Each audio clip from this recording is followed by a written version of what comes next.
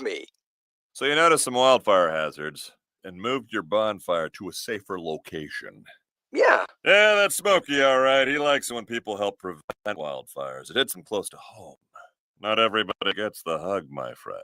So that's pretty special to get a hug from Smokey Bear. So it was him. Hey, guys, I told you it was Smokey. Okay, well, congratulations, my friend.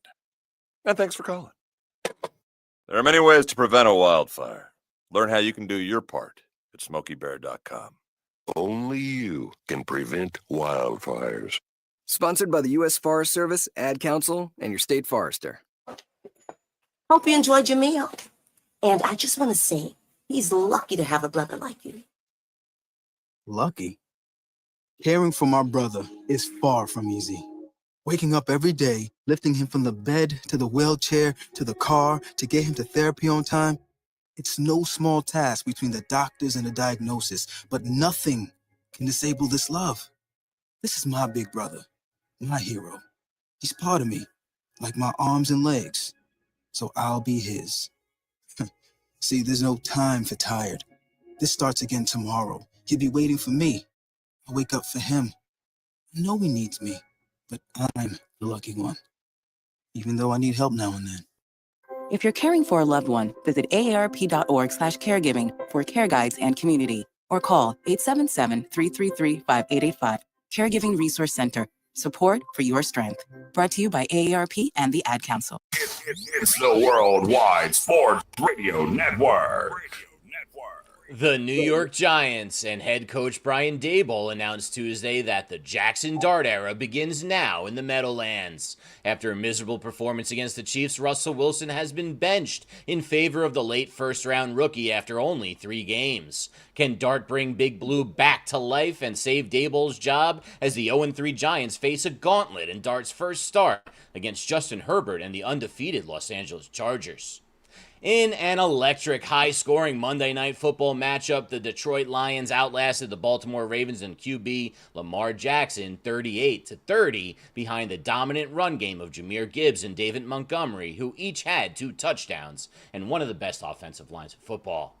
Even without his longtime coordinators and some of his coaching staff, can Dan Campbell keep the Lions as cream of the crop in the highly competitive NFC North? Or does the defense that has given up 78 points in 3 games need to make some additions like the Packers, who beat them in Week 1, did with Michael Parsons? And before we break down the AL and NL wildcard and divisional playoff races in the last week of the baseball season, we will crack a 6-pack with Speedy and make some of the Week 4 picks on another action-packed, live deep dive on the biggest stories in the business on Jabba and the Mound. Give him a significant. They're going to have a ton of money to spend. Why not put it in one of the top 3 offensive players in the league?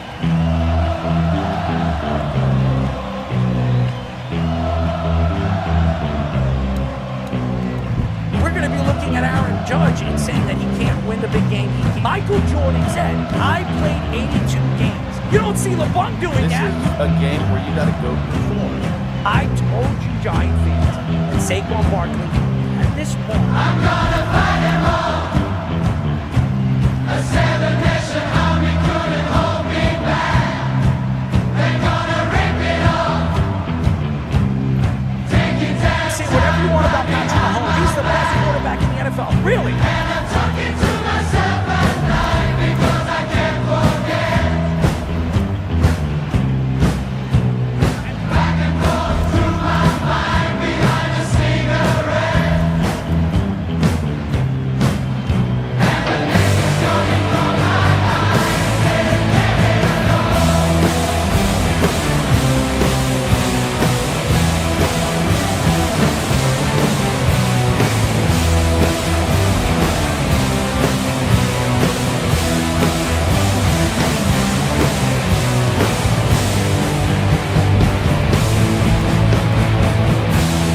Let's do it. You're listening to Jabba and the Mouth.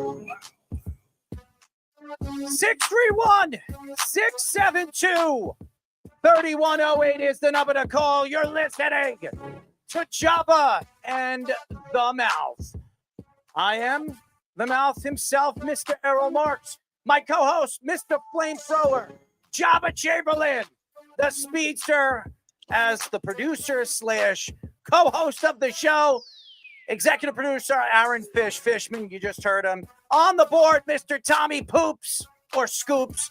Go to our website at www.worldwidesportsradio.com.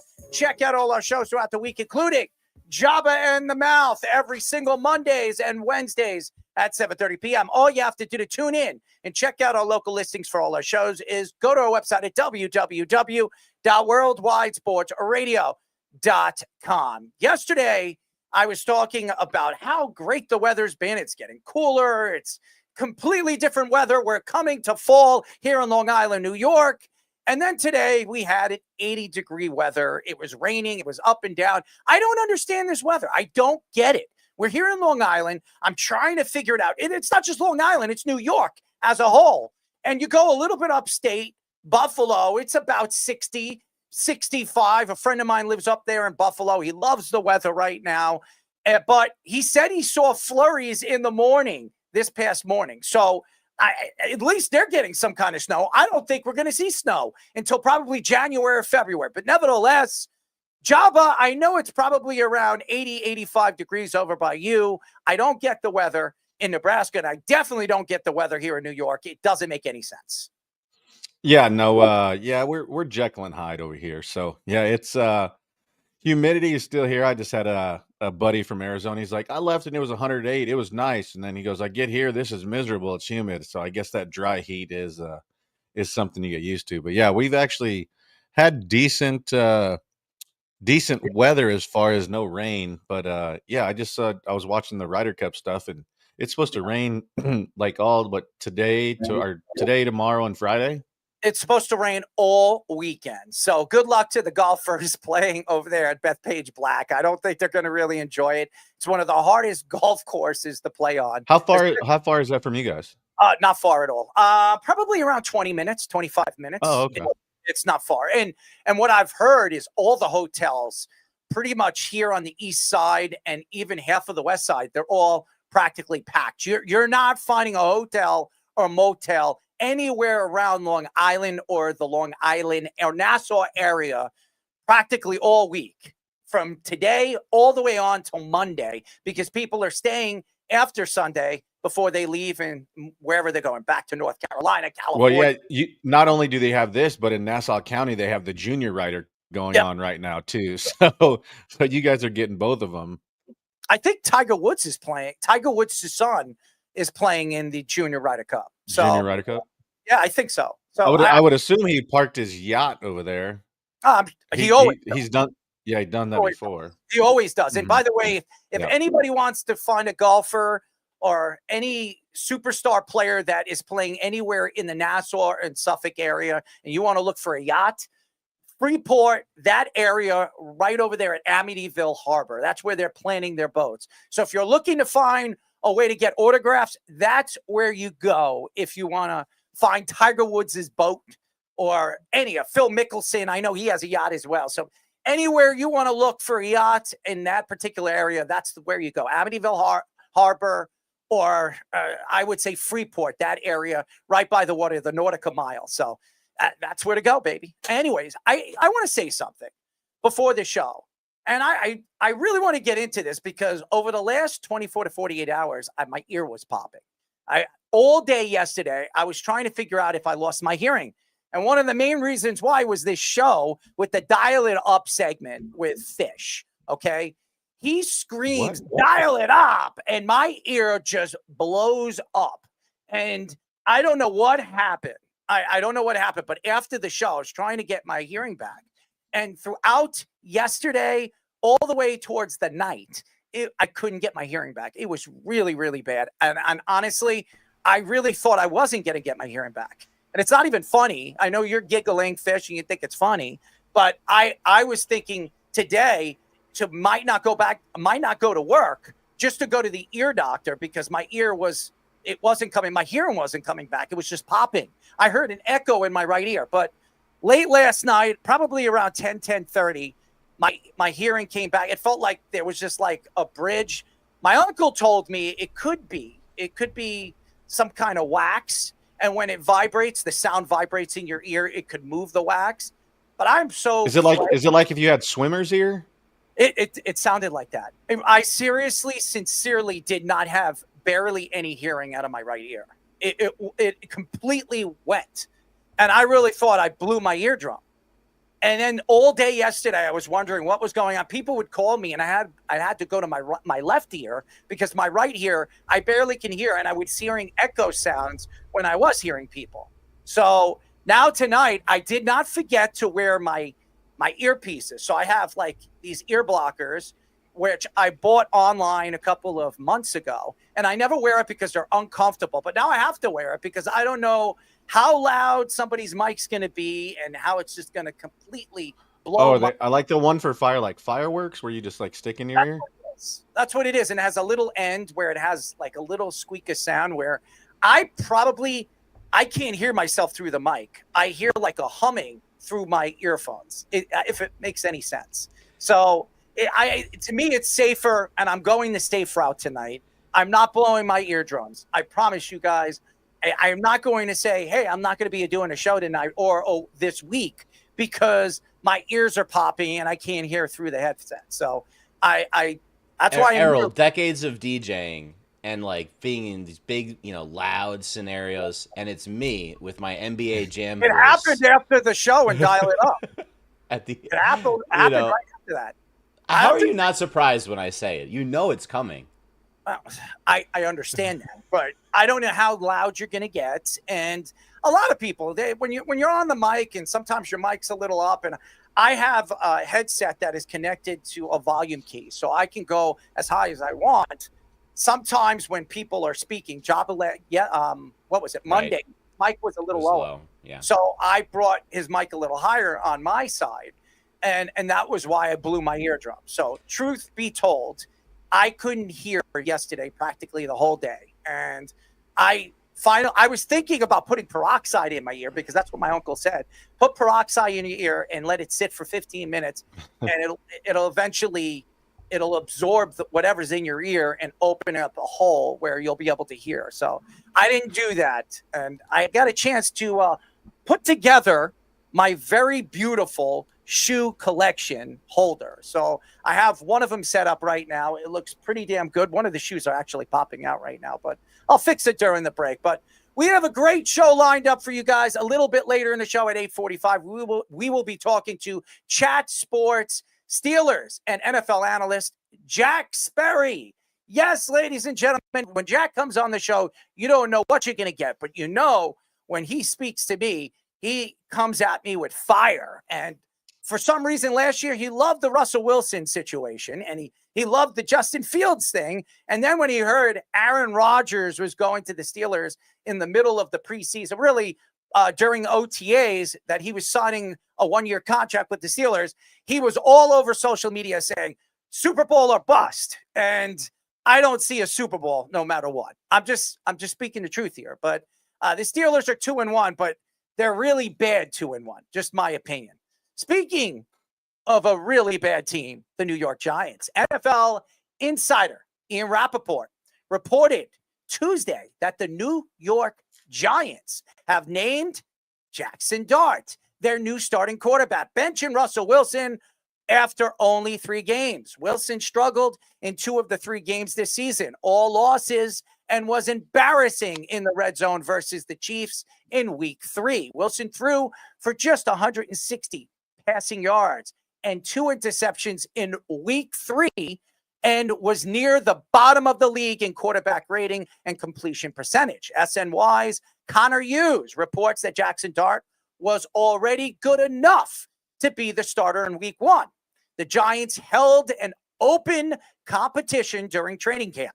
DART, who the Giants traded back in the first round to select this year's in this year's NFL draft, excellent in limited time during the preseason, completing 32 of 47 passes, 372 passing yards, 3 touchdowns, 0 interceptions, good enough for a 113.1 passer rating. DART will make his debut against the undefeated Chargers team that boasts an elite defense that is 8th in yards allowed per game and 4th in points allowed per game so far this season. I love Jackson Dart. I absolutely think that this kid is going to be special. But to go and put him in a game that I don't believe the Giants have any chance in is just ludicrous. And I understand Daboll is trying to save his job. I understand that Joe Schoen wants to make sure that this guy is the future of this organization.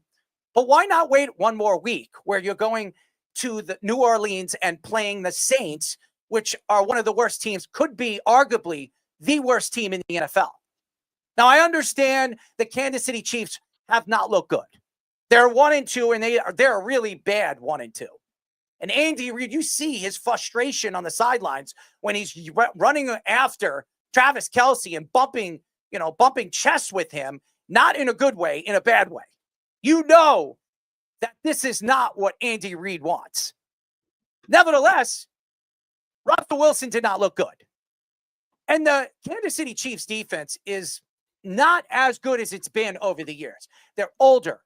And Jones might be at the tail end of his career. This defense, yes, they have some good young defensive players on the Kansas City Chiefs defense, but they're not as good. And they're very predictable over the last and first 3 games of the season. So the Giants and Russell Wilson, who looked absolutely unstoppable the week before, throwing over 400 yards and looking like the old Russell Wilson, just laid up a lousy goose egg against a subpar defense at best. And I say that being fair to the Kansas City Chiefs because they've been good year in and year out since Spagnola's been there. But again, the Giants are looking for some kind of pleasure for the Giant fans because there's nothing pleasurous about this team right now. Nothing. I mean, even Dexter Lawrence, who's been a sensational defensive player over the last couple of years, has he looked like the Dexter Lawrence or Sexy Dexy of the last 3 seasons? I would say no. Now, that doesn't mean that Dexter Lawrence is not having a decent season. He's not one of the elite defensive linemen. He's just not making the noise that he has made in the first couple of weeks over the last 2 or 3 seasons. And the Giants right now are trying to find that success that they need to keep their coach in business. Because right now, Daboll is on the hot seat. McDaniel from Miami's on the hot seat. There's a lot of coaches right now that some people don't believe are going to last by the end of this season. But right now, Jackson Dart is a spark. He gives them that electric personality, a guy that is one of the 3 amigos, as Winston came out during the preseason calling him and Mr. Cutlets, the 3 amigos, or whatever the hell they call themselves. The Giants have something in Dart. Now, is he going to throw darts against a Charger defense, which has one of the best secondaries in football right now? I don't know. That puts a lot of pressure on this kid. And Jim Harbaugh is one of the best coaches in the league when it comes to figuring out young quarterbacks and making them do things that they're uncomfortable doing. We have seen Jim Harbaugh do that in Stanford. We have seen him do that. And remember, this is an offensive-minded coach, but always brings that defensive kind of pressure we've seen him do with Michigan. Look at what he's brought to the table over there in Michigan. Aiden Hutchinson's one of the best defensive players in all of football right now. Who recruited him? Jim Harbaugh did. So if you go back and you look at some of the past teams, even San Francisco, the 49ers, they were the elite of elite defenses when Jim Harbaugh was there. And also added Colin Kaepernick, and Alex Smith was a different quarterback when Jim Harbaugh took over that team. Right now, I look at the position that the Giants are in. This is going to go really, really bad very, very quick. And what the Giants are trying to do is let the fans know that they're going to put this kid in position now that they have their star offensive tackle back in Andrew Thomas and hope for the best against the Chargers. Maybe he pulls out something out of his ass in his first game. The Giants pull out a win, knock off the Chargers, they look unstoppable in the first 3 games, and then the Giant fans have something to cheer about. And then Daboll is kind of not taken off the hot seat, but kind of put back on the bench. you can ride the bench right now, and we'll see how it works with Jackson Dart for the rest of the season. And then after that, if he comes up and pulls off a win with the Chargers, then you go to New Orleans. And if you beat New Orleans, automatically you're 2-3. And it's all because of Jackson Dart. And that's the way the Giants are looking at it right now. But here's the problem where you're putting this kid in a position to fail. Neighbors, as good as he looked last week, has not been the same Neighbors he was in his rookie season. Their offense is relying now on Scatterbo, a guy that is a rookie running back who to me is a bona fide number 2, not a number 1. You lost Tracy. Tracy could be out a significant amount of time with the shoulder injury. And I just think this is a lot of pressure on a kid that an offensive line besides Andrew Thomas is really, really bad. And again, you look at the ability that this kid has, and I think he reminds me of quite a few quarterbacks I've mentioned. Now, he doesn't have the arm strength of a Patrick Mahomes, but he can move outside of the pocket like a Josh Allen, but he's not as big as a Josh Allen. And to me, he's got the speed. And again, I'm going to go back to Daniel Jones. Daniel Jones didn't look fast, but he was. I would say that about Jackson Dart. When he gets out of the pocket, he doesn't look fast, but he really is. That takeout speed, when he gets to that second notch, he's a lot faster than he looks. And Giant fans want to be happy because you see Fish, he's excited. I have all these Giant fans sending me texts and messages. Oh, my God, we're going to see Jackson Dart a lot earlier than you said, Errol. Well, how much earlier? 1 week? I said week 5. He's coming in week 4. I just think that the position that you're putting him in is a position to fail because I think the Chargers are that good right now. How many teams do you think are better than them in the AFC? I don't think Baltimore is anymore after what I saw them pull off against the Lions on Monday Night Football. The Buffalo Bills, did you see what they did against Miami? They almost lost against Miami. The best team right now in the AFC that's looked the best in the first 3 weeks are the Chargers. And that goes to Jim Harbaugh in his rookie season as the Chargers head coach had 11 wins. 11-6 last year in his rookie season with the Chargers. Yes, they lost in the playoffs. And again, the Chargers are not a playoff team. But Jim Harbaugh is a playoff coach. And when he figures out how to use Justin Herbert and this offense and extend them, and that's why they added Hampton in the offseason in the draft, giving them that bona fide running back that can catch the ball in the backfield and do the things that he likes to run like he ran in Michigan. Well, this is a completely different team. And again, you go back and you can argue whatever you want, Giant fans. Well, you just hate on the Giants because you hate the Giants. Yeah, I don't like the Giants. I can't stand the New York Giants. Out of all the New York teams I do not root for, the Giants are probably number 1. I can't stand them. And the Giant fans are typical Yankee fans. They go out there and blabber their mouths thinking that they know everything, and they're going to say this because I'm a Jet fan and I'm a loser.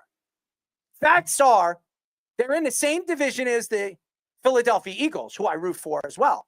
And the Giants, over the years, have had their doubts against the Philadelphia Eagles. And now you're putting him, this kid, for the rest of the season, in a division where you have Washington for 1 more game and the Eagles for 2. And that's so much pressure on a young kid that I just don't think is ready. And again, everybody keeps talking about what he did in the preseason. He did that against third-string teams, third-string players. Well, I understand his numbers are sensational, and you play who you're playing. But that is the preseason. 372 passing yards and 3 touchdowns and 0 interceptions and 113.1 passer rating. All the Giant fans saying, we got something special. I think you got something special. We'll not know until we get a chance to see him. But is this the team right now? Is this the roster you're going to trust that is going to protect your franchise quarterback? And the answer, ladies and gentlemen, is no. Not a chance in hell. And if I was a Giant fan, I don't want to see him play against the Chargers. And that goes for any fan that's rooting for this kid, not just Giant fans. I'm rooting for this kid. I love this kid. I think he's going to be a special player. But again, the Giants are an organization that are forcing the numbers. They're forcing this because they know that if this doesn't happen, Daboll might be saying sayonara before the season's end. And the Giants have a lot of pressure, guys. They do. Because the Giant fans, just like the Jet fans, want to see wins. They want to see some kind of chemistry. And there is no chemistry right now. All we see is Malik Neighbors and Daboll fighting on the sidelines. Tracy going down flat-footed in early in the game last week, and he's out. Scatterboo doing a backflip after scoring a touchdown and only giving you 60 yards. And Giant fans were like, oh, we've got the man. We've got the future. We got the future star running back on this team when he's 5'0" and 100 nothing. Giant fans need to, take a step back and realize that if Andrew Thomas don't stay healthy, this team is going nowhere. This team and this roster is not good. This defense, they've got pieces. But when the going gets tough, are they showing up in the games when it means something? And the answer would be no. Because when they're making plays and putting pressure on the quarterbacks, the games are over. They're over, Giant fans. So now, Ian Rappaport, Connor Hughes, everybody, all the media people here in New York, you're enjoying this because you're hearing Dart's name all over the bright light city over there at the Empire State Building as you see, JAXSON Dart's colors of the Giants colors up there at the Empire State Building. Well, yesterday was the Yankees because the Yankees clinched, but nevertheless, all through the last 24 hours before that, it was JAXSON Dart and the New York Giants colors. I don't know if anybody knows that, but I do, because that announcement sparked all the Giant fans and the Giant followers to say, oh, we've got the future, Eli Manning. We've got the future for Giants football playing this week. And I think it's going to slap him right in the face. I think it's going to hurt JAXSON Dart, and it's going to put a lot of pressure on it, because remember, when you put a pressure in an early season on a young quarterback, it might hurt him, as we've seen over the last couple of years with some of the young quarterbacks the Jets have brought in. As we all know, Zach Wilson being one of them. Zach Wilson was a bona fide number 2 pick. Everybody from BYU and the media loved this kid, including yours truly. And the Jets started him early when I thought they should have kept him on the bench for one season and let him learn behind a veteran quarterback like a Sam Darnold. What did they do? They traded Sam Darnold to the Carolina Panthers. And what did Sam Darnold do over there at Carolina? Nothing. But the year after, he went to Minnesota, and you know what he did. So the Giants are in a position right now where they're reaching, but might be reaching deep inside of Daboll's pants. And what he's going to come out with? A dirty Q-tip right up his ass, because it's going to be dirty, because he's going to be trying to clean that little ass of his, because a tissue is not going to clean all the way deep inside of that hole, if you know what I mean, Speedy. No, I'm not It's a deep hole. Yeah, I'm not going to go A there. deep one. This is not analytics. A hole in the ground. A hole in the ass. Yes, Clean that ass. This is not analytics, so I'm not going to go there. But I'm going to give a Another warning toe job to these Giants fans expecting this kind of like instant win spark. First of all, I've always been in the basis of like wins not being as big of a quarterback status people like to make it on, just kind of thing like you see with starting pitchers too. Like they're not always indicative of team success right away. This is a test that's going to be of JAXSON Dart's development of smarts more than it is of his talent, because his talent is there. And I think you're going to see him stretch the field in a lot of instances, because as good as the Chargers defense has been, we saw Denver last week of a few big plays against them. We saw the Chiefs even in that second half have some deep shots being thrown. And I do think Dart will have some flashy plays, but what it'll be a test of is the other traits that are still being considered to be raw when it comes to seeing the short field accuracy, making those quick throws, quick releases, not looking at your first read. But you're not playing against number 2 guys. I know. You're not playing against number 3 guys. You're playing against number 1 guys. Correct. And they're licking their lips. That corner and those safeties, and this is a good secondary. They're licking their lips, because as soon as JAXSON Dart steps back in play action or whatever, he steps back in a shotgun, they're going to be waiting for him or figuring him out. It's like a pitcher. You're trying to figure out what he's going to throw, figure out how he's throwing his when he's throwing his curveball or his slider or his fastball. And if you read it right, it's out of the park. Same thing with football. Same thing with the corners and the safeties. They're trying to read how he sees the field. Once they read it and they spy on it, they're going to attack it. And it's a lot of pressure on a young kid, Speedy. A lot of pressure. Yeah, and that's why I'm saying I'm less worried about the timing a little bit. Yes, I agree with you. Maybe I would have waited a couple more weeks or something like that. But maybe the opponent to me doesn't matter as much as is how the game plan is for it. Like you saw, like you were talking about the Jets quarterback. Zach Wilson played against Sam Darnold against the Panthers in his debut. He played actually better than Darnold in that game. The Panthers won the game. So it's not going to be an indicative of what that season ended up being. Sam Darnold played against a crappy Lions team his debut and went off, but then he fell off the next couple of games. So I don't think the opponent is necessarily as indicative of it as how important the smarts are going to be with that team. Because you look at some of the top quarterbacks in the league now. Josh Allen made his debut week 3, I believe it was, against the Vikings, a team that people thought were going to be good that year. And he actually played well in that game.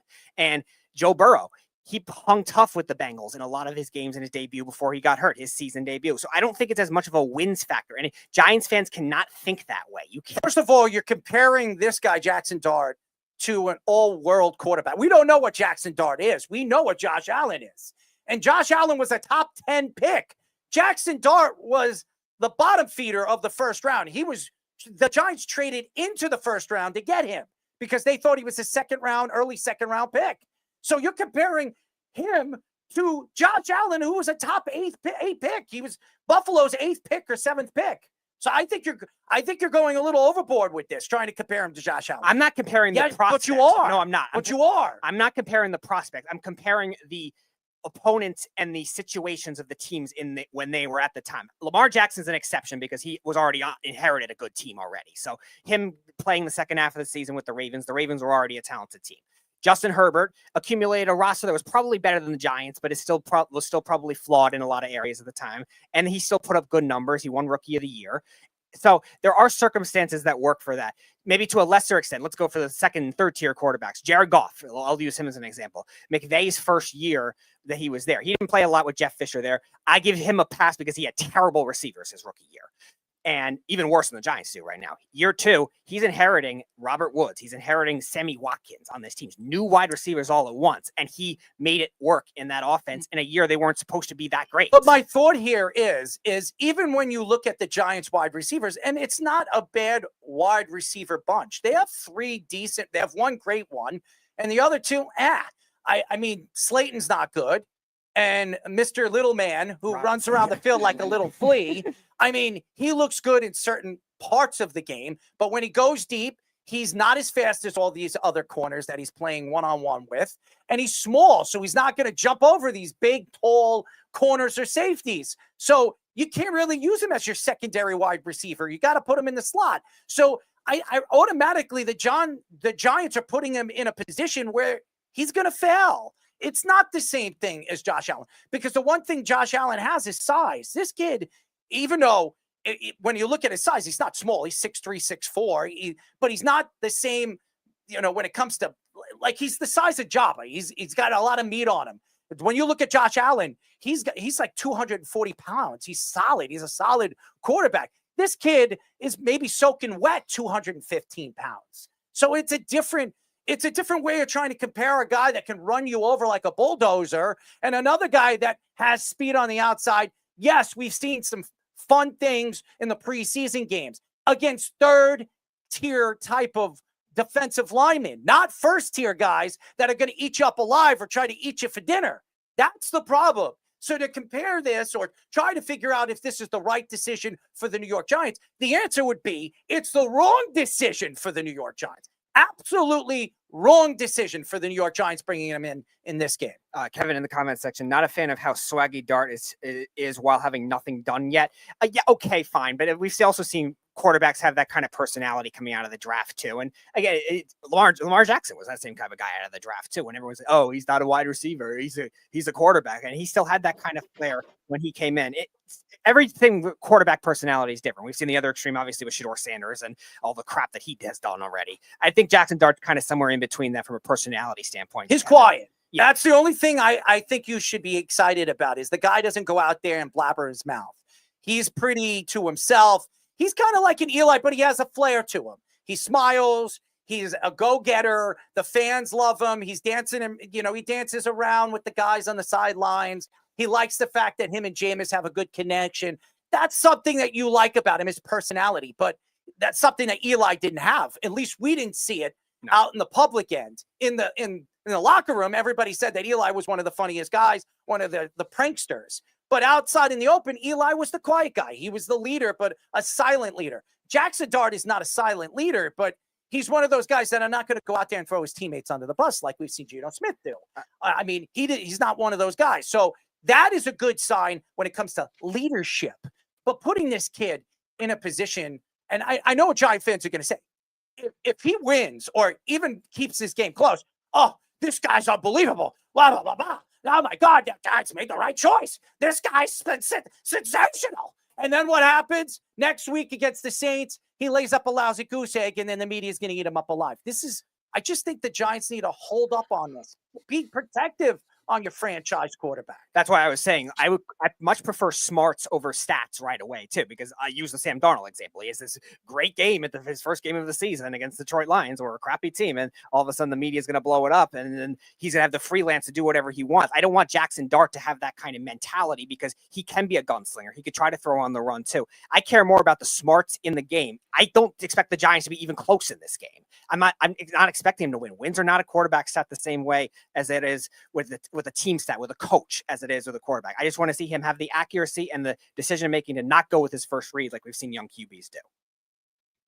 Yeah, it's interesting. Everybody's saying 5 games. It's tough going into what he is, but I look at it as a competitor, and if I'm JAXSON DART, I'm embracing this. And it for me as a guy going to be, the dude, what's a better way to come into it than, into the fire, and understanding there's different viewpoints on it, as we've touched on a bunch of different sports, where, do you put him in that position is it going to set him back? Is it going to, excel him if he feels this type of pressure already in his first game, which he's already going to have pressure as it is, because he's not only dealing with, obviously, the Giants, but also the New York media, which we all know that can love you as much as it hates you. So you bring up a great point. It's like, okay, you're putting him in this situation. Are you setting him up to fail or succeed?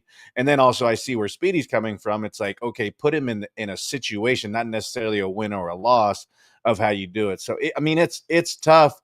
As a competitor, I see, like, throw me into it. Like, I'm feast or famine for me. And then on the other side too, I'm like, damn, but if I go lay an egg, like, how is that going to affect my, my psyche? Not only because you got to answer the questions now. And it's like, how long can you use the I'm new guy, and so I just don't, it's tough. I'm excited to see him. I'm excited to see what he can do and how he can slow the game down. But also it's tough coming into the situation with the team that he's faced and feel like, does he have to do more than what JAXSON DART is? All right, he's better than what Russell Wilson is, because I'm going to show you a clip of Russell Wilson in the red zone on the 5-yard line, and Russell Wilson had one throw out of bounds when there was a guy open in the corner of the end zone, and he gets an intentional grounding backing it up. He's got an empty set on second down on the 14, and decides, I'm just going to take it up the middle instead of letting the routes develop and just call my own number and fall forwards for a couple of yards. That might have been his most effective play on this drive. Then we get 3rd and goal from the 10. Not a competitive play. He doesn't think he can get out and just throw it away again. And then 4th down, guess what happens? Oh, he can't get away. Just throw it away again. And what do you think JAXSON DART's going to do? I'll tell you, a million times better than that, because that's not a competent quarterback play.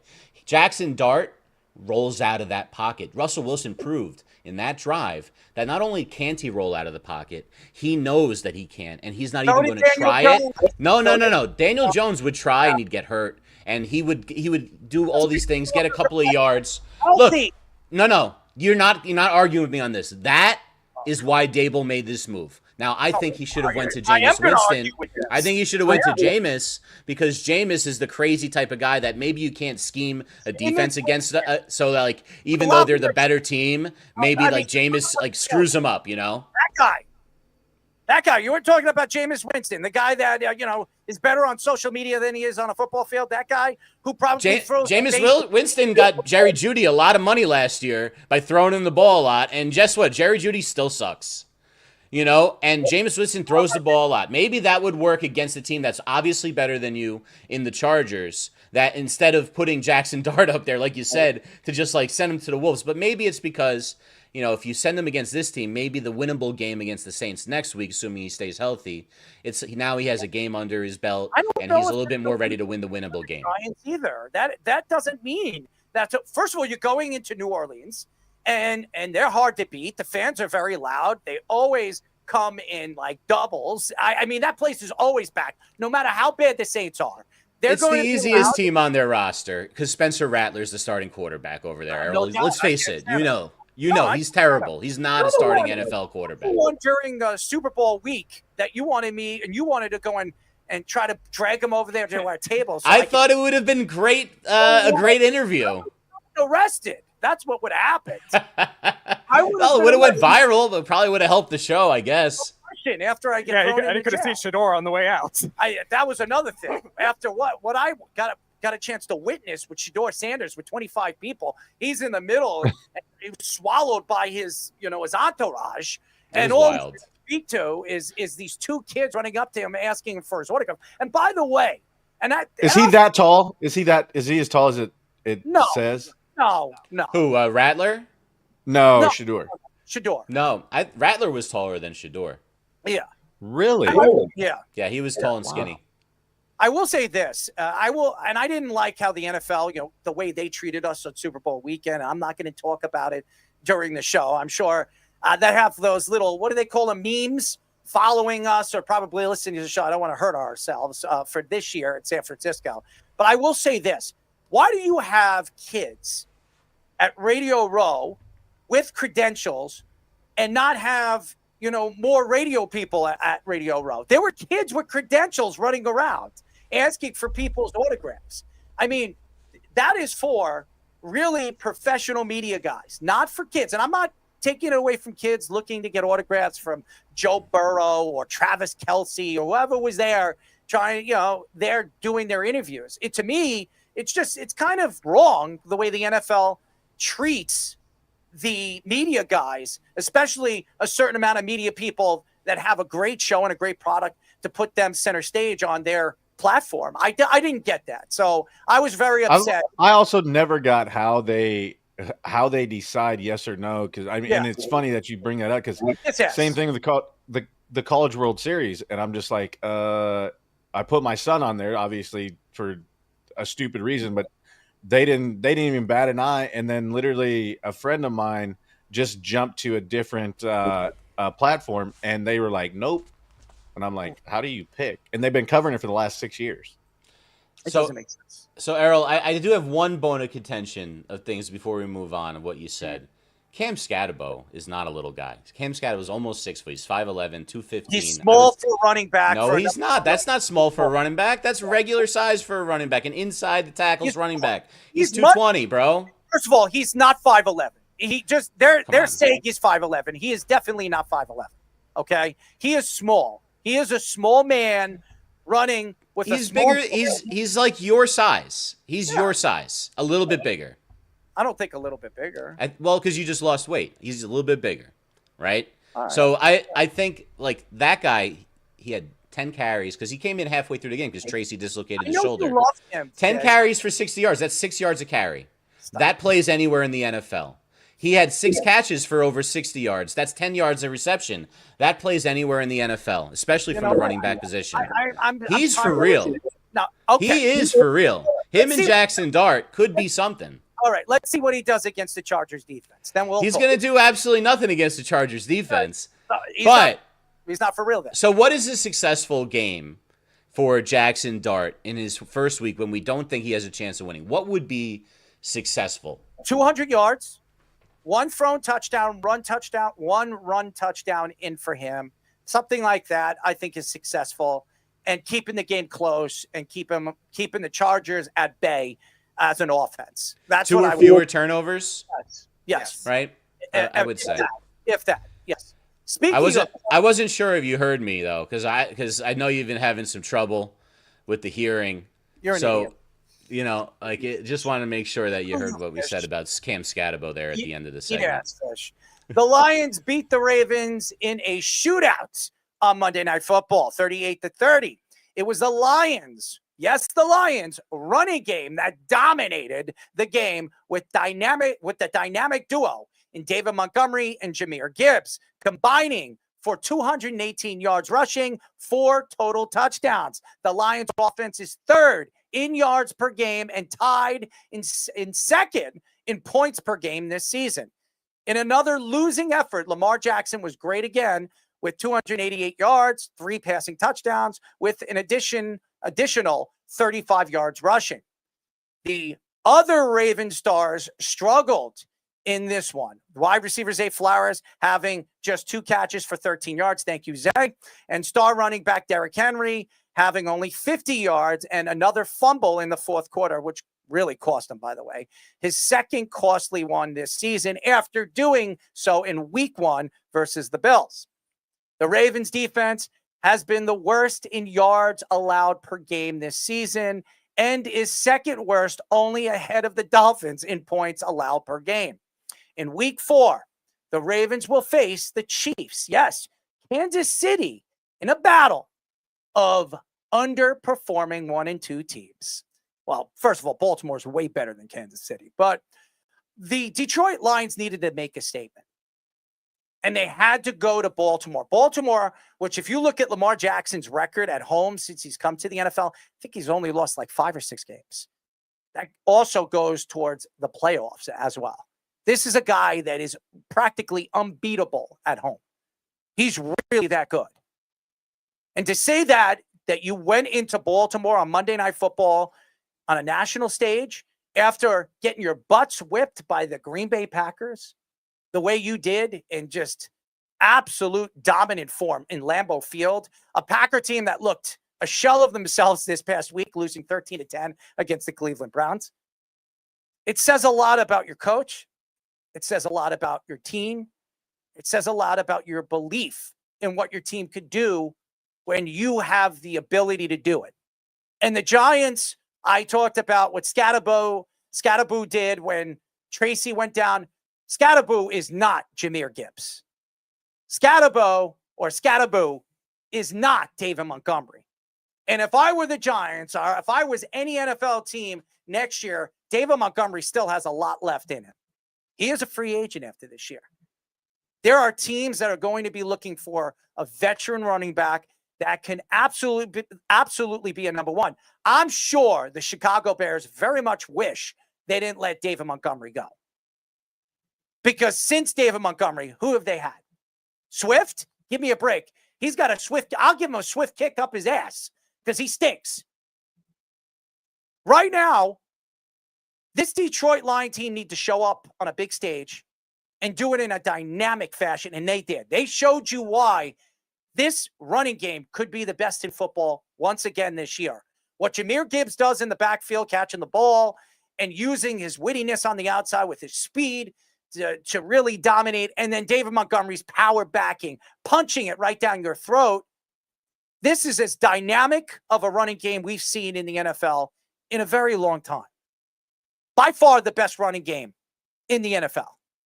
And Dan Campbell used it in such a funny, unique fashion. I say funny because Dan Campbell is a unique individual. The way he goes on 4th downs, the way he is dancing and prancing on the sidelines, flexing his muscles. I don't know if anybody's seen Hard Knocks. He works out with his team. He's doing push-ups and sit-ups and all these different workouts with his team. If they're doing these workouts and they're on the practice field doing these workouts, Dan Campbell's doing it too.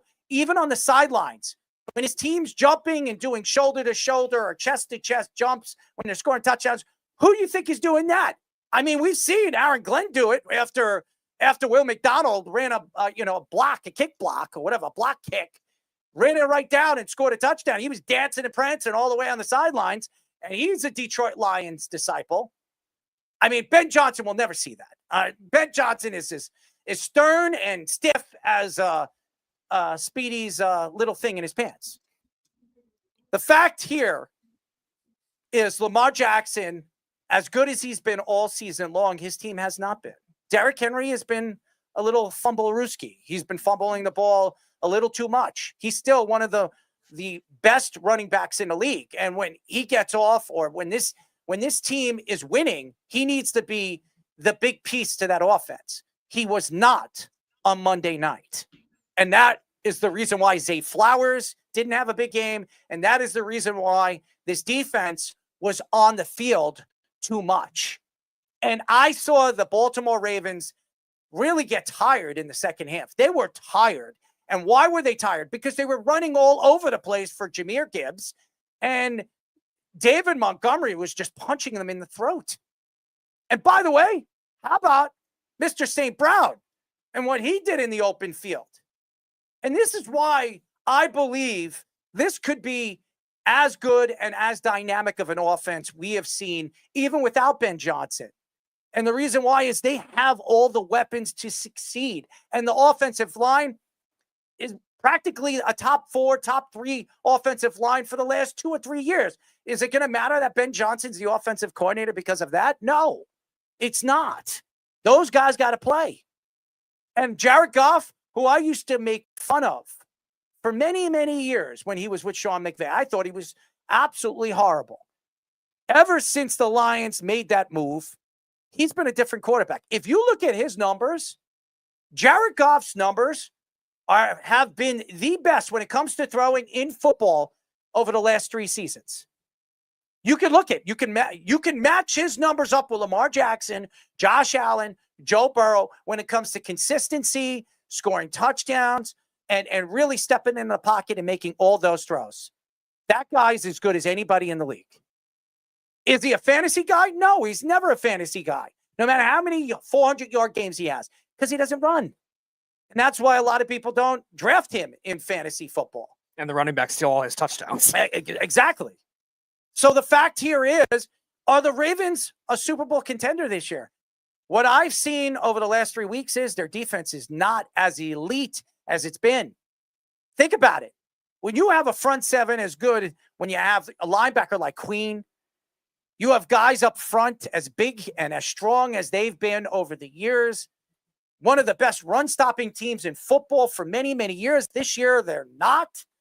That's a problem. And if they rely on Lamar Jackson this year more than they've done over the last 3 years, we've seen when they've had great defenses and they relied on Lamar Jackson, how far they've fallen flat on their faces in the playoffs. They went to an AFC title game. What was it? 2 years ago? Mm-hmm. 2 years ago, and they played against the Kansas City Chiefs. And what did Lamar Jackson do? He forced the ball many, many times against a Kansas City Chief team and defense that put a lot of pressure on him. Why? Because the offensive line didn't show up and the defense didn't show up in the second half when they needed to stop the run of the Kansas City Chiefs. Yes, remember Isaiah Pacheco? Well, ladies and gentlemen, that was the game that showed and really proved why Isaiah Pacheco was drafted and why he was used as their number 1 back in the playoffs that year. Because what he did against the Baltimore Ravens, he punched it down their throats. And Fish could go look at numbers because I know that's what he does and tries to attack everything I say on the side. I don't care what he does. The fact here is the Dolphins are not a good team. And the Dolphins showed up against the Buffalo Bills on Thursday Night Football. If the Dolphins show up this coming week against the Ravens and put up 20 or more points against this defense, I just don't know if the Ravens are a contender this year. I honestly don't think they're even the second best team right now in the AFC. Right now, if I would put the power rankings, Chargers number 1. I put Buffalo number 2. I put maybe the Ravens number 3. I don't know if I even put the Ravens number 3. Are you climbing Danny Dimes into the top 3? I would put Danny Dimes. Mm-hmm. and the Indianapolis Colts as my number 3. And then the Baltimore Ravens. You can make all the faces you want. Indianapolis has proven it against the Broncos, where everybody expected to be a contender this year. Mm-hmm. They outlasted the Broncos. And they beat the Broncos, flat out beat the Broncos and shoved it right down their faces. And then playing a Tennessee Titans, I don't care what Fish says. Oh, what is the defense? Yeah, guess what? The Tennessee Titans defense, top 5 defense last year. What were they ranked going into this season? Top 10. You're going to tell me that this defense was capable of stopping Danny Dimes? They were, but did they? No, they did not. And that's why, I almost said Fred Taylor. Mr. Taylor ran all over him. And why I believe that the Indianapolis Colts will continue doing this all season long. And I'm going to tell you this right now. The Ravens have a lot of work to do because their identity has not been brought to the forefront. The only identity I've seen is Lamar Jackson, and Lamar Jackson.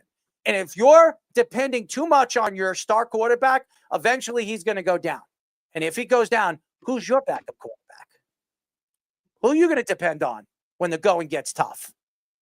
That's my question. Who is their backup? Speedy, you would know more than anyone. I actually don't know who it is. Nobody knows. You see that?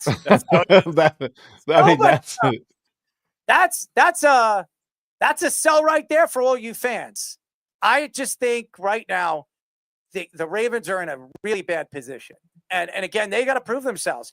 And their schedule is going to get a little bit more easier because they do have the Jets coming up. And they have Miami. So, all right, Javi, you ready for this? It's Cowboys legend Cooper Rush. Oh, please. Oh, please. Oh, but the Beavs boy. He might be better than some of the backups in the NFL, that's for sure. And the Beav absolutely adored him. Oh, of course. Probably would have gotten in his hands and knees and gave him a nice little, you know what? A little BJ. Oh, yeah. Wow.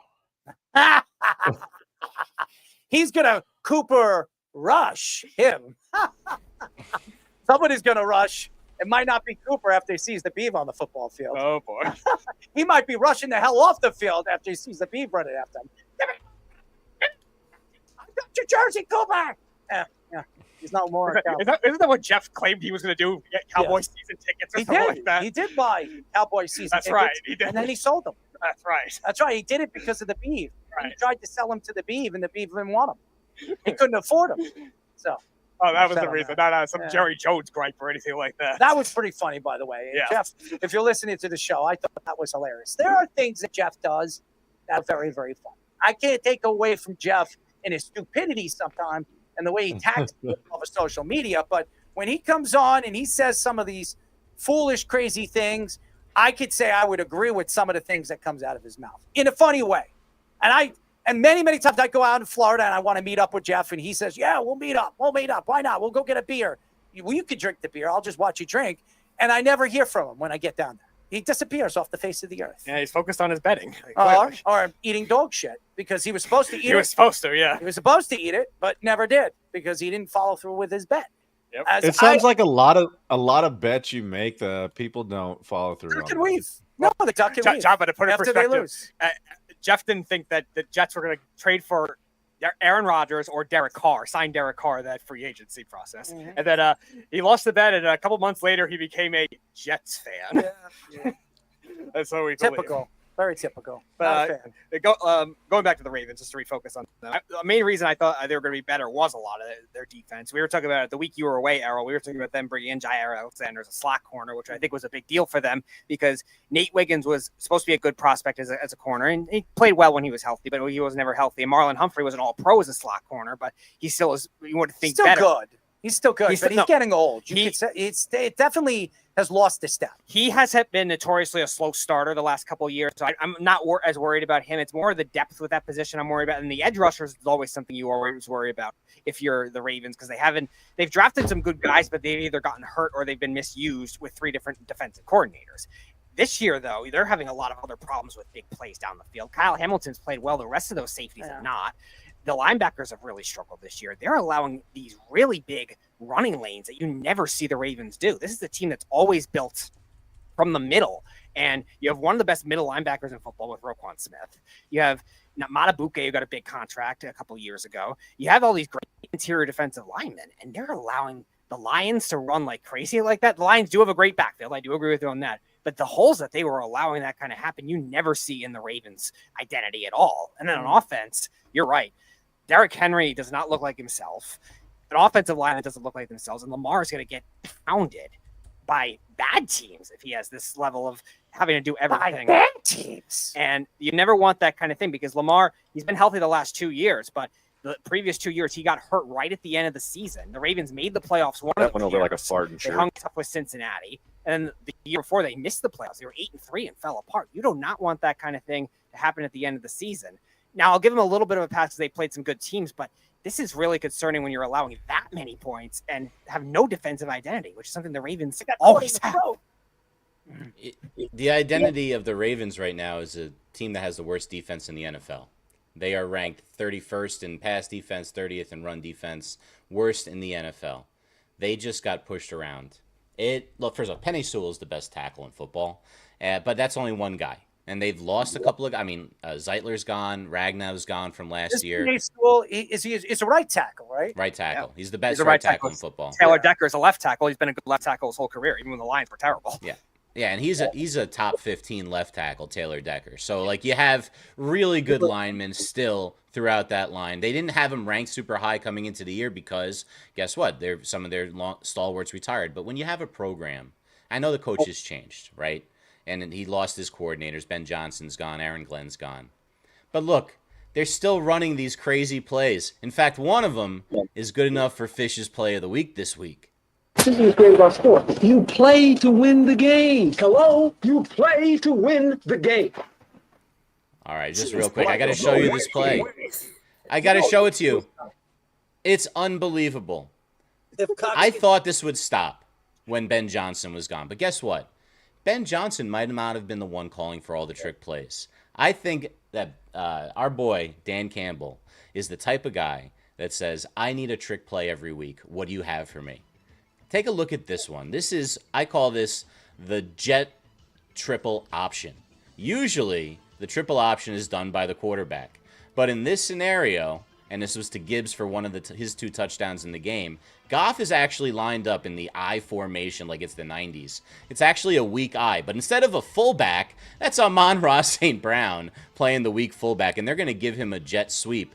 Gibbs is the pitch man in the sweep. But usually the quarterback's the one doing the pitching. No, the quarterback's just out of the play after he gives it to the fullback. So this is one of those weird wrinkles that you'd only see either in video games, like if you go deep into the playbook, or if you're a guy like Dan Campbell and you say, I want something like this every week. It was good for a touchdown. It was good for Fish's Play of the Week. Wait a second. Didn't we have the Play of the Week on Monday? Now we have... No, the Stat of the Week's on Monday. Play of the Week's on Wednesday. Oh, I'm sorry. Anyways, I listen, my play, my way, I don't give a crap.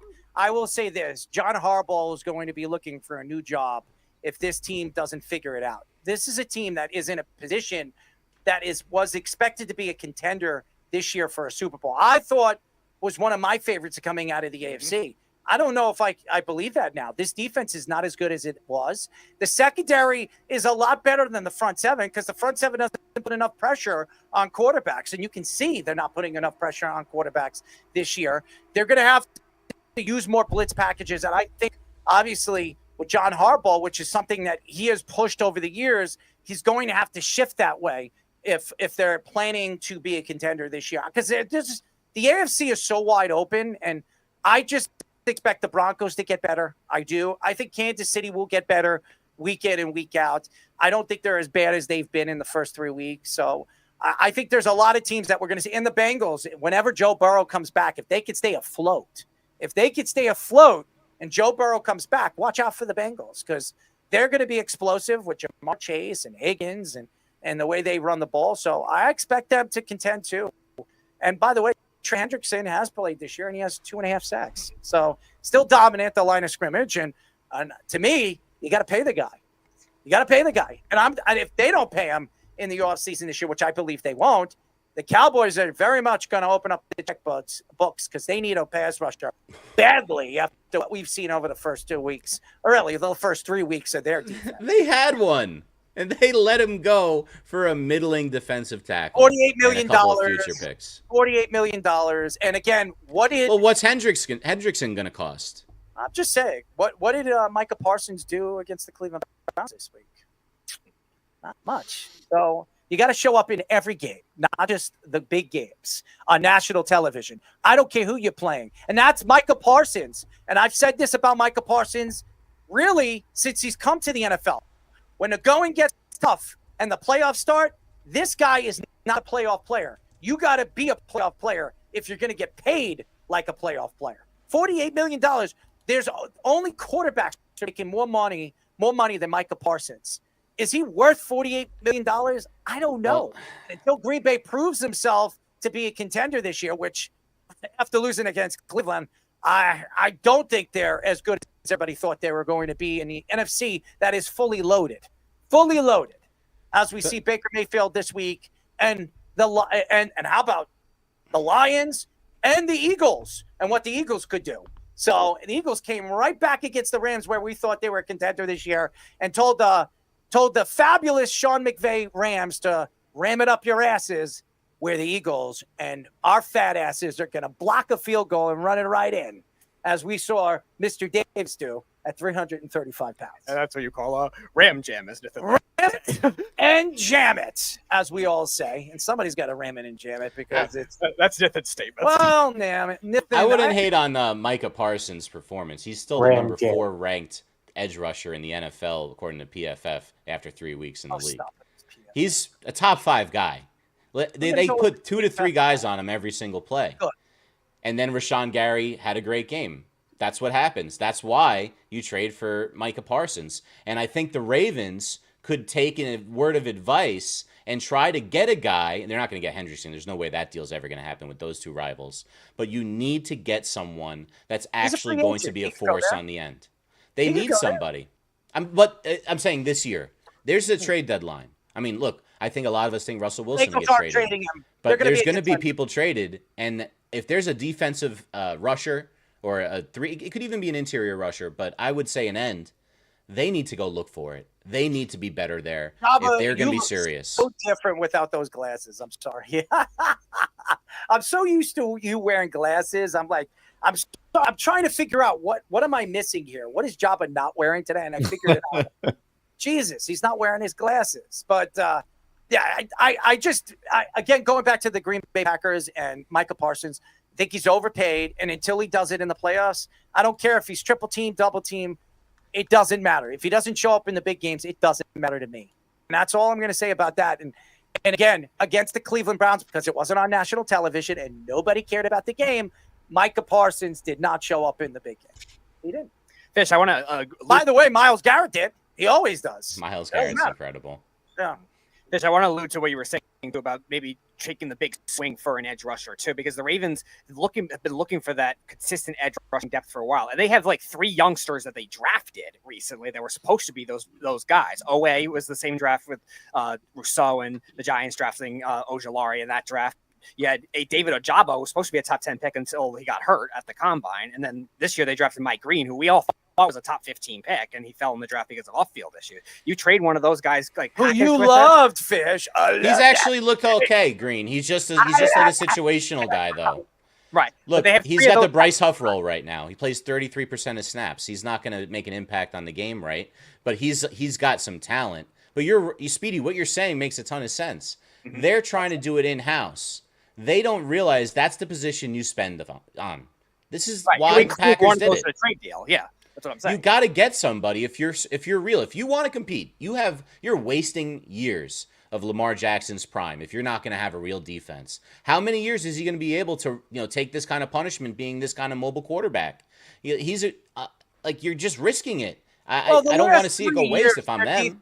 Has been elite. This year is the first time that they have not been. I mean, last year they were a top 7 defense. The year before was a top 5. They've always been an elite defense. This past year, they've fallen off because they can't put any pressure on a quarterback. You can look all you want, Fish. I'm telling you. I don't care if you could look. You could go looking at your statistics. Your no, I want to go last 5 years. So last 5 years. Whatever you call it, your mathematical. No, you're 100% right. Look, they've been a top 5 defense every year since 2019, except for 2021. Actually, I don't have 2024 up here, but under Mike McDonald, they dominated, and they were good last year as well. But there's attrition in the NFL, and if you're not going to have a defense that can even be competent out there, you can't be a bottom 3 defense, which is what they are right now in both pass and rush, and be able to overcome it. It's what happened to the Bengals last year with Burrow having 5,000 yards and them not making the playoffs, doing everything he can. That's what's going to happen to this Ravens team if they don't make they might need to make a splash move on defense before the trade deadline. I don't know. Defense, but does that change Lamar's role in how he dictates the game and what he does?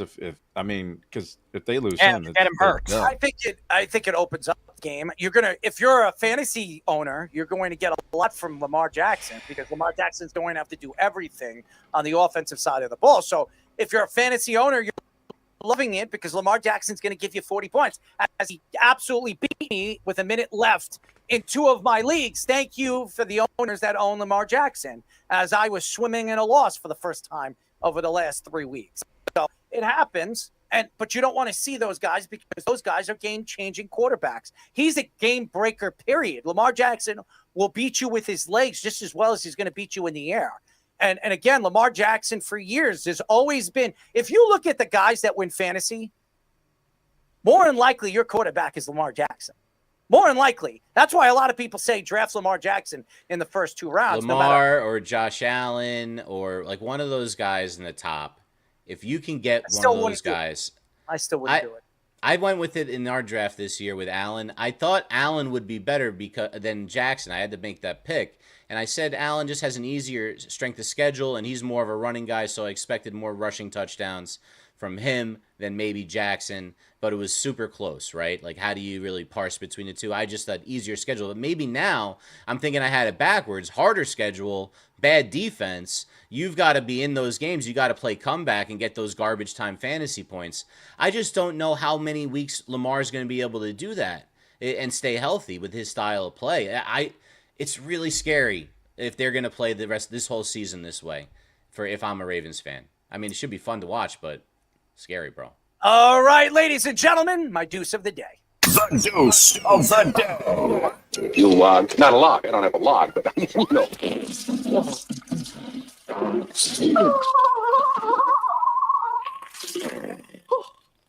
Why wouldn't my deuce be about somebody I can't stand in the NFL? Well, I dug deep. And ladies and gentlemen, my deuce of the day goes to the Gremlin. I'm not surprised. Travis Hunter, yes, receives high praise from a Jaguars Pro Bowl player in the past, despite a slow start. Well, on the Jim Rome show, I don't know if anybody's checked out Jim Rome's podcast. It's a good one. I listen to Jim. Jim's been around a long, long time, a guy that I've always looked up to. This particular player said Travis is a hell of a player, a heck of a teammate too. Hines Allen, yes, who is playing with him right now. He had to get on him a little bit earlier because of the rookie stuff.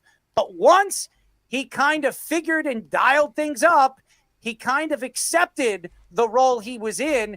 He's become a hell of a player. Well, here's the problem, Mr. Josh Hines Allen. I don't care if you're a 2-time Pro Bowl player. I don't care if you're an 8-time Pro Bowl player. I don't know what you're watching. A hell of a player? This guy is averaging, what is it now, Speedy? 5 yards per catch? I mean, this is going down as one of the worst rookie seasons in the first 4 games of a season of a rookie wide receiver drafted in the top 10. He's been horrible. I've said this and I'll say it again. He's better off playing in a star role of a new Gremlins movie than playing football right now for the Jacksonville Jaguars. And by the way, I'm not even going to get him at the quarterback, Mr. Hippie himself. The fact is, I don't care what teammate is going to come out and talk very highly of this guy. This guy has not been good. He's horrible. He's not good in the secondary when it comes to defense, and he's not been a very good offensive player as a wide receiver. He's an absolute bust. And ladies and gentlemen, 7 years. 7 years. and we will not be talking about Travis Hunter anymore. The way it's going now, I don't know if Seven's going to get it. As you all know. So, ladies and gentlemen, my deuce of the day goes to Josh Hines Allen on just an absolute despicable take on how he believes Travis Hunter is a hell of a player. The hell of a nothing. He's a hell of a toilet seat. And when somebody takes a dump on it and leaves the skid marks for it, I'll leave it for Travis. All right. That's all about it. That's all I'm going to stick on there. I'll just stick it at that. All right, ladies and gentlemen, when we come back, we will be talking to Chat Sports Steelers and NFL analyst Jax Berry. But I will say you this, and I will tell you this. When he comes on, you know he's going to blow up Aaron Rodgers in that 4-touchdown game he had with the New York Jets. I'm excited to hear his take to it and his take after the game when it comes to the Jets organization. I can't wait for this. But first, our Sports Minute with the Fish. This is the Jabba and the Mouth Sports Minute. All right, everybody. Aaron Fishman here with your Sports Minute. Got a couple of stories before we get into the baseball scores this evening. The Loyola Chicago Ramblers are going to have to replace their team chaplain for the first time in decades, as the famed Sister Jean is finally retiring amidst health concerns at the well-past retirement age of 106 years old. Jean Dolores Schmidt, the nun better known as Sister Jean, had been the campus minister and chaplain of the basketball team since 1991. After first taking off from her duties in the NIT semifinals last season, Sister Jean decided to step down at the end of the summer to focus on her health. Her send-off message for future Ramblers and students Loyola Chicago read, "Let your dreams become a reality." Chicago basketball fans will remember her best from Loyola's Final Four NCAA tournament run in 2018 when she was 99 years young. Happy retirement to Sister Jean. And the Washington Nationals, on the other end of the age spectrum, have made their choice in order to lead their franchise into the future in 35-year-old Red Sox assistant general manager Paul Taboni, who is finalizing a deal with the organization to become the new head of baseball operations. Taboni started his career as an intern in the Red Sox organization, rising quickly through the ranks and is regarded as one of the top young executives in baseball. The Nationals, who are putting the finishing touches on a season where they will just fall shy of losing 100 games, fired GM Mike Rizzo and manager Dave Martinez in July, 6 years after their surprise World Series title run. Many attribute the rise of the Red Sox farm system to Taboni, who ran their scouting before becoming assistant GM. Congratulations to the Nationals, and thank you for taking a key asset away from those bums in Beantown. Go Yanks. In baseball tonight, those Yanks are up 5-1 going into the top of the 6th against the White Sox. It's 6-0 Rays over the Orioles in the bottom of the 8th. Bottom 5, Guardians 3, Tigers 1. The Guardians and Tigers are tied in the standings. Guardians with the tiebreaker. More on that later in the show. Bottom 8, 2-0 Pirates over the Reds. Mets fans are definitely watching that one. The Phillies all over the Marlins in the top of the 8th, 11-1. It's 4-0 Red Sox over the Blue Jays in the bottom of the 7th. If the Blue Jays lose and the Yankees win, there will be a tie in the standings in the AL East tonight. It's the end of the third, going top 4. Twins 1, Rangers 0. No score in Wrigley with the Mets and the Cubs in the top of the third. Still to come tonight, Angels, Royals, Mariners, Rockies, D-backs, Dodgers, Giants, Cardinals, Athletics, and the Astros. And earlier today, a couple of finals, Nationals 4, Braves 3, and Brewers 3, Padres 1. Guys, we are streaming live on TikTok, Instagram, and YouTube on our Jabba in the Mouth handle, on Facebook under the Worldwide Sports Radio Network handle, and on Twitter under our host handle at ErrolMarks34. Keep downloading on Apple Podcasts and watch us both there and on Spotify, now in video. Make sure to like and subscribe to all our shorts, reels, TikToks, and longer videos that you see from us throughout the week. Now back to Errol, Jabba, and Speedy for our guest on Jabba and the Mouth. Any questions? What is this? This is the Jabba and the Mouth Show. Go suck on an egg. He takes himself. Breaking news. No, my hat. Breaking news. You want some breaking off?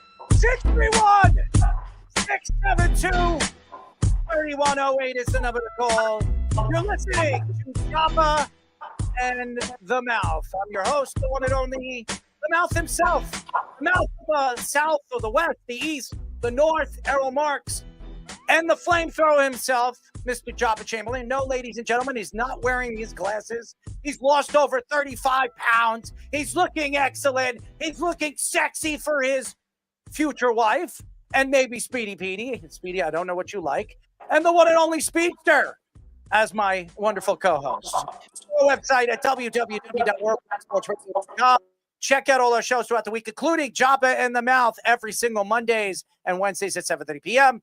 All you have to do to tune in and check out our local listings for all the shows is go to our website at www.worldwidesportsradio.com. Our show, Jabba in the Mouth, is brought to you by Omaha Steaks. Yes, ladies and gentlemen, they're giving 10% off of all their orders if you're a Jabba in the Mouth fan.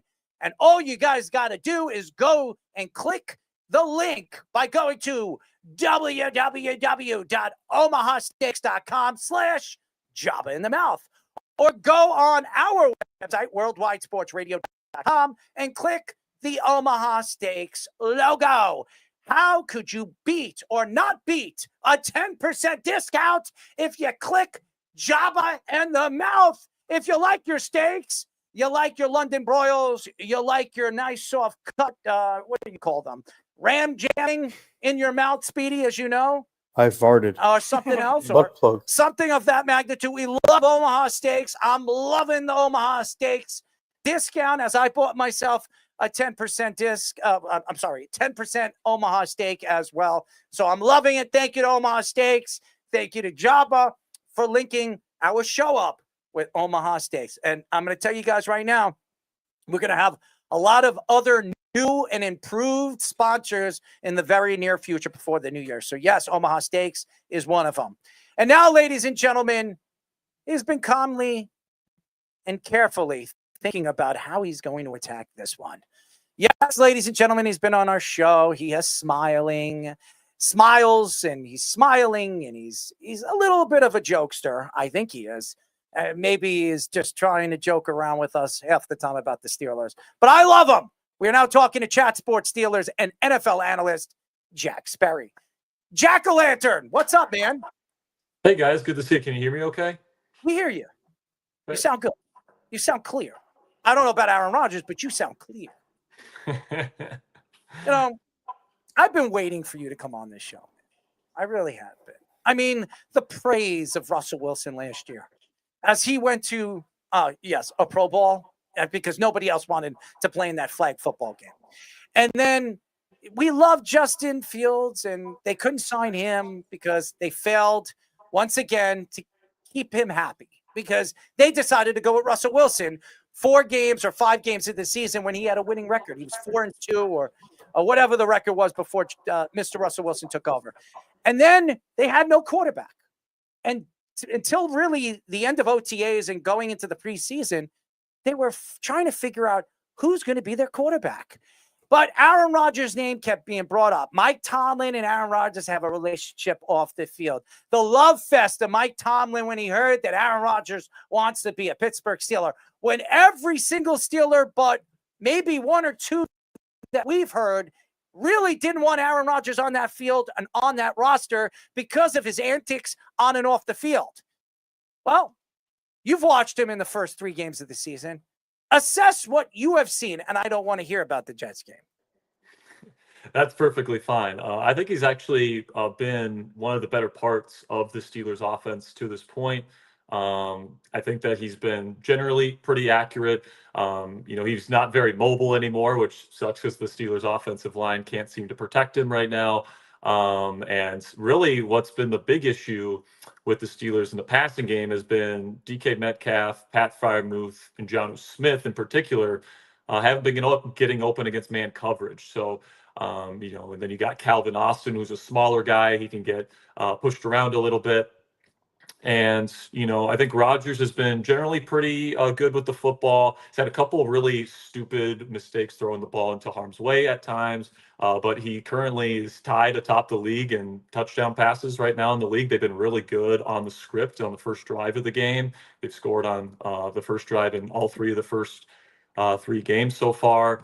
Jalen Warren's doing some really good things for that offense, but the offensive line has been terrible. They can't run block. And then they're getting into a lot of 3rd and long situations right now, and you can't separate against man coverage. So the offense has certainly struggled at times here, but Rodgers has had some really nice throws. He's made some really great throws out of structure as well. And then when they were able to kind of manipulate Aaron Glenn's defense there in week 1, they were able to put up 4 touchdown passes. So I think, Rodgers is one of these quarterbacks that's no longer capable of carrying a roster anymore, but he is somebody that's capable of executing the offense. He's still one of the smartest quarterbacks in NFL history. He still has really great arm talent. The ball still flies out of his hand. He still has that signature quick release. So he's somebody that if they can get a little bit of a run game going, if they can maybe trade for a receiver before the deadline to get a little bit more separation against man coverage and get some of these teams out of these too high shells that they've been seeing a lot to start the season, then I think everything will be okay. So DK Metcalf, kind of the usage of it, like we're seeing him more on short routes, especially against the Jets. You saw him after the catch a lot of the time too, and against the Seahawks too. They tried in the beginning, but he's usually thought of more as a deep threat. Are you surprised that they're using him a little more in those shorter games when he has that much athleticism? Well, they used him in that way a little bit in the first game, and then since then versus Seattle and New England, they've actually just been really putting him out on streaks and on fades. And because teams are not afraid of the Steelers' run game, they're playing a lot of too high safety shells. And when you're playing a lot of too high safety coverages, it's a lot more difficult to throw the ball down the field. So a lot of these teams are allocating another safety to take care of DK Metcalf, and there's not really a lot of opportunities to get him the football. And then another issue is, a lot of these teams are just manning up DK Metcalf, and he's not separating. There was a chart that went out earlier this week with separation metrics, and DK Metcalf is dead last among receivers with at least 40 snaps this year in separation versus man. So you're paying that guy $33 million per season, and he's not separating versus man coverage. I actually think that they should be using him more in the short yardage game and start using him more like Arthur Smith used A.J. Brown, where Brown was catching all those slants. He was catching those short drift routes over the middle of the field off of play action, and they would try to get him the ball out in space where he can make people miss, use that big frame, and then once he gets going, DK Metcalf is one of the more unstoppable forces in space just because he's so big. There's no defensive back that wants to tackle him in space, especially with a head of steam. And I was hoping they were going to use him kind of like they used A.J. Brown in Tennessee and get him the ball over the middle of the field with a head of steam there. But really, they've just been really using him mostly like George Pickens to this point as like a true deep threat. And because of all these teams playing these kind of too high safety coverages and playing a lot of man, there's just not a lot of opportunities to get him the football in that type of situation. Yeah, Jack, you kind of touched on a little bit the offensive line too, and obviously going in with Caleb Johnson too, seeing how you've been writing and touching on that. What is your assessment of him, and do you think people have been a little hard on him early, as you touched on your X Twitter a little bit? It's interesting how you talked about, Aaron, not being mobile anymore, and then the offensive line there. Do you think that's played a part too in Caleb's either development or how he's been productive or not as productive as people thought? Yeah, so Caleb coming in, he had some pretty definable weaknesses in his game. At Iowa, they really were just a run-centric football team, a lot of outside zone, and he wasn't really asked to pass protect all that much because they didn't pass the ball, and then he wasn't asked to be much of a receiver because they didn't pass the ball. So he was really in that early down role all the time at Iowa. So that's a brand new skill set that he needs to learn in the National Football League, and he's also been trying to learn kickoff return stuff, and none of those things have come to fruition this early into his NFL career, which is disappointing. You would hope that that development would be there, but it's just not. And right now, Jaylen Warren is playing so well for them that it doesn't really make sense to play him on early downs either, because Jaylen has been fantastic. So there's no room for him to play an early down role. He doesn't have the skill set to play a passing down role. And then obviously he had that big mistake on the kickoff in week 2 versus Seattle. So he got benched with that. So there's just not a whole lot of places where he can contribute to the team right now. But, they're hoping that as, he's in this kind of low stakes role, he's not on the field all that much, that he can hone his craft in practice. And then maybe by the end of the season or by the start of his second season, a lot of those things like pass catching, pass protection, all the things that he's working on right now kind of get ironed out. And then hopefully by year 2, he can be a real solid piece for that backfield. First of all, Caleb better be doing it a lot quicker than that. I drafted that SOB. He better be playing a lot better in the second half. I don't want to wait until next year. He needs to play now because he's one of those running backs that I'm going to be using as a, especially with the flex leagues that I have. I expect him to do more. By the way, we are talking to Chat Sports Steelers and NFL analyst Jack Sperry. Jack, the AFC North has always been the dominant division in football. One of the top 3 for the last, I would say, 12 years, 13 years. You can't argue about Baltimore, Pittsburgh, the Bengals. Even Cleveland's been up and down. A couple of years ago, Speedy had them going to the Super Bowl. 4 years ago, yes. Yeah, he was on drugs. I'm just speaking. I was right about the Rams winning it all that year. You were on drugs. Anyways, but the fact is, and I love Baker Mayfield, by the way, who's now the Tampa Bay Buccaneers quarterback. But if you're looking right now at that division, the division has not really been that good. If you look at Pittsburgh's defense from last year, they're nowhere close to as good as they were over the last 2 years. If you look at Baltimore's defense over the last 3 or 4 years or the last 20 years, they're ranked 30th right now in the NFL. This defense is not a shell of themselves. We all know what the Bengals defense is without Trey Hendrickson. It's not good. The best defense in this division is the Cleveland Browns, the lonely Cleveland Browns who just knocked off the Green Bay Packers. Are you surprised right now that really this is a mediocre division? And why do you think it is a mediocre division? Well, I think the Ravens will end up being okay. They play the Bills and Josh Allen, and then you play Detroit and that awesome offense. So, some of the points given up, the yards given up, once they start playing some of these lesser teams, I think that we'll see Baltimore continue to fill up the win column. So I'm not too worried about Baltimore. They're certainly putting up points. Honestly, biggest issue with them that I'm worried about is Derrick Henry and whether or not he can figure out this fumble issue that he's been dealing with. Steelers are a team with a lot of new pieces on there. They're dealing with some injuries. I think that you can expect the Steelers to play better as the season goes on both sides of the ball because they got, I think last week, all 5 of the starting secondary members were new to the team. So, if you want to run a lot of these man match rules type of stuff, that relies a lot on trust, on chemistry, on communication. And, Steelers just haven't been able to run a lot of that stuff because all these players are new and they're still learning how to play with each other. So I think that defense, once Joey Porter Jr. gets back, Deshaun Elliott gets back, I think that defense is going to be pretty darn good as we get into December and January if they make the playoffs. The Bengals, losing Joe Burrow for multiple months is brutal. I think their defense is still not very good at all. I expect them to, even though they started out pretty good here this season, 2-1, I think that they're probably going to start losing some games here. And then Cleveland, Cleveland's got really good defense, and they need to figure out what they're going to do on offense because Joe Flacco and that offense has not been able to move the football at all. And they might have to think about start playing some of these rookie quarterbacks to see if they can get something out of these guys because they legitimately have a defense with as much man as they run, with Myles Garrett playing as well as he's playing right now. That pass rush is legit, and they're holding up in man coverage pretty well against some pretty darn good offenses here. So, it'll be interesting to see if one of these rookie quarterbacks that gets a shot for Cleveland actually ends up playing well in their rookie season. And if that happens, they might be able to put some wins together, maybe even be third in this division over the Bengals, depending on how long Burrow is out. But I think by the end of the season, we're going to be looking at this division as a lot better as what we're looking at them right now. Ladies and gentlemen, Jack Sperry is on drugs.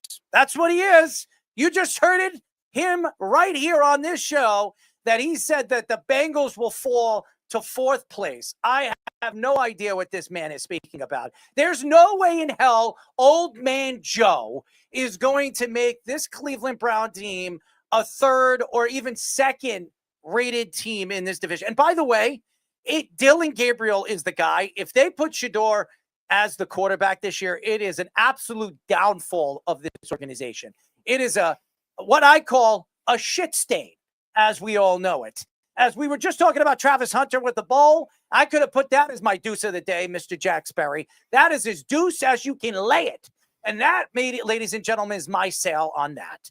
All right, I'll shift to the trade of the former Jacksonville Jaguars corner, Jalen Ramsey, traded to your Pittsburgh Steelers this offseason from the Dolphins. And then you got Jonnu Smith as well. Minka Fitzpatrick goes the other way, which I think a lot of Steelers fans were saying was a good salary cap relief. I think before Kyle Hamilton got paid was the highest paid safety in football. Have you seen the impact on both sides? And is there something still missing from maybe losing Minka in that secondary? It's actually played pretty well.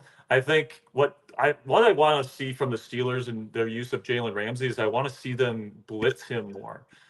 They used to blitz Mike Hilton a ton from the slot, and it would really affect the way that offenses would have to operate against the Steelers, because Mike Hilton, as crazy as it sounds, him being kind of a smaller slot corner, they would use him almost as like an edge rusher blitzing off the edge from the slot. And I think they should be using Jalen Ramsey like that. He's bigger.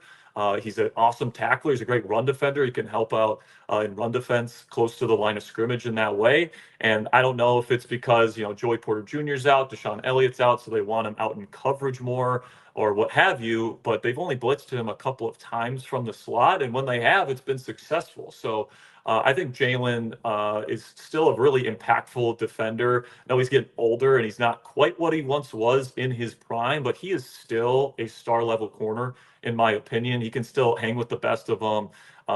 He had that great hit on Garrett Wilson to finish the game in week 1.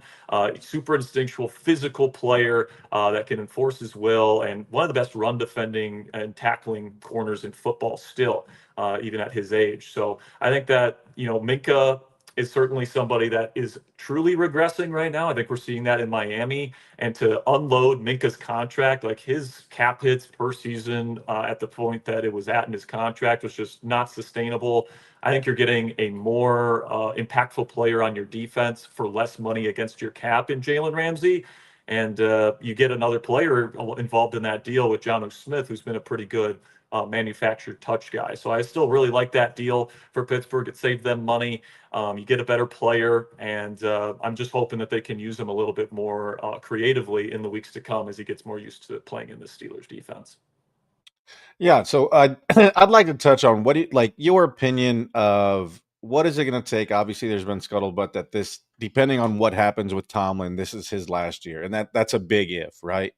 But what do you think? Well, I mean, obviously everything that he's done, not having a losing season, obviously haven't won in a while, but what is it going to take for him? Like, what is there really a definitive way of him losing his job, or them letting him go, or moving on, or however they want to word it, with the way that this season goes? Well, I think for sure they need to miss the playoffs. I think that's step one, and I think there needs to be a certain level of things not getting better from where they are right now. Like right now, the Steelers offense, they're scoring points because they're doing well in the red zone. They're doing some good things, and the defense is turning the ball over. They're doing some good things, but the offense really isn't moving the ball, and the defense isn't really stopping teams outside of turning the football over. So if some of these things that are going wrong don't get better, despite the talent on this roster, let's say they finish 7 wins this year, 8 wins this year, and they miss the playoffs, and the Steelers want to kind of reset and embark on a rebuild moving forward, I'm not sure if the Steelers want Mike Tomlin to embark on a rebuild and be the guy that leads this team through that. And then B, I'm not sure if Mike Tomlin really wants to go through a full-blown rebuild either. So I think at that point, what happens is the Steelers and Mike Tomlin kind of agree to part ways. And the way that they do that is they look for a trade partner to get a draft pick in exchange for him. And for a coach like Mike Tomlin, future Hall of Famer, never a losing season, or at least not to this point, very well-respected guy in the league. I mean, we've seen coaches get traded for, day 1 and day 2 draft picks, and I'm sure he could fetch one of those. And then at that point, I think that they would go out and get somebody like maybe a Brian Flores from Minnesota. He coached in Pittsburgh. He has instant credibility in the Steelers locker room because of that. He's a great defensive mind. And the Rooneys, I know he's got that lawsuit going on with the NFL right now, but the Rooneys don't really care about that. They just care about who's the best for the job. And I definitely think there would be a lot of players that would be jazzed up to play for Brian Flores if that was the case. So, if you're the Steelers and you're embarking on a rebuild, you already have all these compensatory picks. I think you have like 12 draft picks next year right now, and then you can add another high draft pick for getting rid of Tomlin, and you bring in a great young, defensive mind that runs a great defense in Brian Flores, who's got great connections to the Sean McVay, Kevin O'Connell offensive coaching tree. Bring Josh McCown over as the new OC or someone like along those lines. And I think that you're sitting pretty good if that's the situation heading into a rebuild. I want her melons. Now, I really do believe Jack Sperry is on drugs. Ladies and gentlemen, the one and only Jack Sperry is fantastic. He's a Pittsburgh Steelers guy. He actually believes Josh McCown will be a great offensive coordinator in the league. Go back to high school. Go coach some high school football, your son, whatever. I do not think Josh McCown is going to be a good offensive coordinator in the league. I'm just speaking my truth. But here's the thing. Pittsburgh right now, let's get off of it. You've watched 3 weeks of NFL football. All right. There's a lot to kind of go through and figure out what has been the top things that you've seen so far in 3 weeks and some of the low things you've seen. Give me 2 of your top things that you like that you've seen so far early this season, and tell me 2 of your worst. I love to hear this. Are you just talking about like teams? Or are you talking about players? Like what are you looking for specifically? Whatever. Yes. Well, I mean, I'm loving what I'm seeing from the Colts offense right now. If you would have told me a month ago that Danny Dimes would be leading the league in EPA per play and success rate right now, I would have called you crazy. But Shane Steichen is one of my favorite offensive play callers. He's so creative. He does such a good job setting guys up for success. Tyler Warren's been awesome. They got some great weapons. Now, is Daniel Jones a top 10 quarterback in the league? Probably not in a vacuum. We've seen too much bad ball from him in the past to say that, but I think that, he has certainly proven that with the right situation around him, with a good O-line, a good run game, good weapons, good play caller. I mean, this is a really good offense right now, and that looks like a pretty darn good football team. And with the Texans starting as poorly as they have, great quarterbacks. I think we're looking at the AFC South champions right there in the Colts if they can keep it up. They also got an underrated defense there in Indianapolis. So definitely I'm liking what I'm seeing from those guys. And then another thing, how about Justin Herbert leading the Chargers with that pass-heavy attack? Let's talk about him because, that Chargers team, Harbaugh, everyone expected that to be Omarion Hampton, Najee Harris, heavy run game. And it's been the exact opposite. They've been airing it out. And Greg Roman, who's known more as a run game coordinator, has dialed up some great concepts. Even Johnston, who's been kind of panned for his drops in the past, has been really explosive and really good down the field for Herbert. Of course, they got Ladd McConkey, who's awesome. Keenan Allen has done a fantastic job rekindling with Justin Herbert to this point. Right now, if Herbert continues on the trajectory and they keep throwing it as much as they're throwing it, and he's putting up the numbers that he's putting up, he's going to be the league's MVP this year. That's what I really believe. And what's your bad? Oh, the bads. Oh my goodness. Where do I start? There's a lot of bad. I mean, there's only 6 teams in the AFC with winning records. I got to start with Miami. I mean, just a complete cultural failure on the part of Mike McDaniel. This is the big thing about McDaniel coming in, is people wondered, could he handle the locker room? And it just seems like that, multiple years now into this experiment, he's starting to lose it. And that defense is not playing good football. Offensive line certainly isn't built to where it needs to be. And Tua is making some really bad mistakes in the fourth quarter. And I really think that they're about to embark on yet another rebuild. They're going to hire another head coach. They might fire McDaniel this week if they lose to the Jets without Justin Fields. So keep your eye on that. But I would say Miami is definitely one of the teams that have been just awful. And then I'll say the Saints defense for my other one. I mean, watching those guys on film, Brandon Staley, the worst defensive play caller in the league, bar none, in my opinion. Super soft defense, tons of off coverage, super predictable. And then the talent there is not good. So you combine that terrible coaching with the terrible defensive roster they got there in New Orleans. I'd have to say they're probably the worst team in the league right now. Shot in the dark, ladies and gentlemen. Jack Sperry had to mention the New York Jets and throw the Jets right under the table. He had to add the Miami Dolphins. If the Jets beat Miami without Justin Fields, Mike McDaniel's gonna get fired. What a crock. Let's get out of here. Positive things about Daniel Jones. Take what you get. That's the only thing I liked. Him and Justin Fields, those are A pluses. I absolutely agree with him on both guys. And why not put Daniel Jones in possibly an MVP? He's definitely comeback player of the year.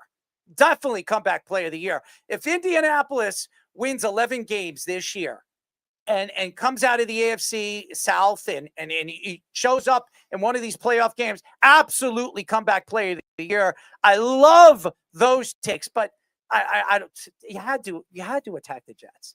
This is what really makes me upset about you, Mr. Jack Sperry. I have gone at you. I didn't attack you on social media. I've stayed clear with you on some of those Pittsburgh Steelers takes.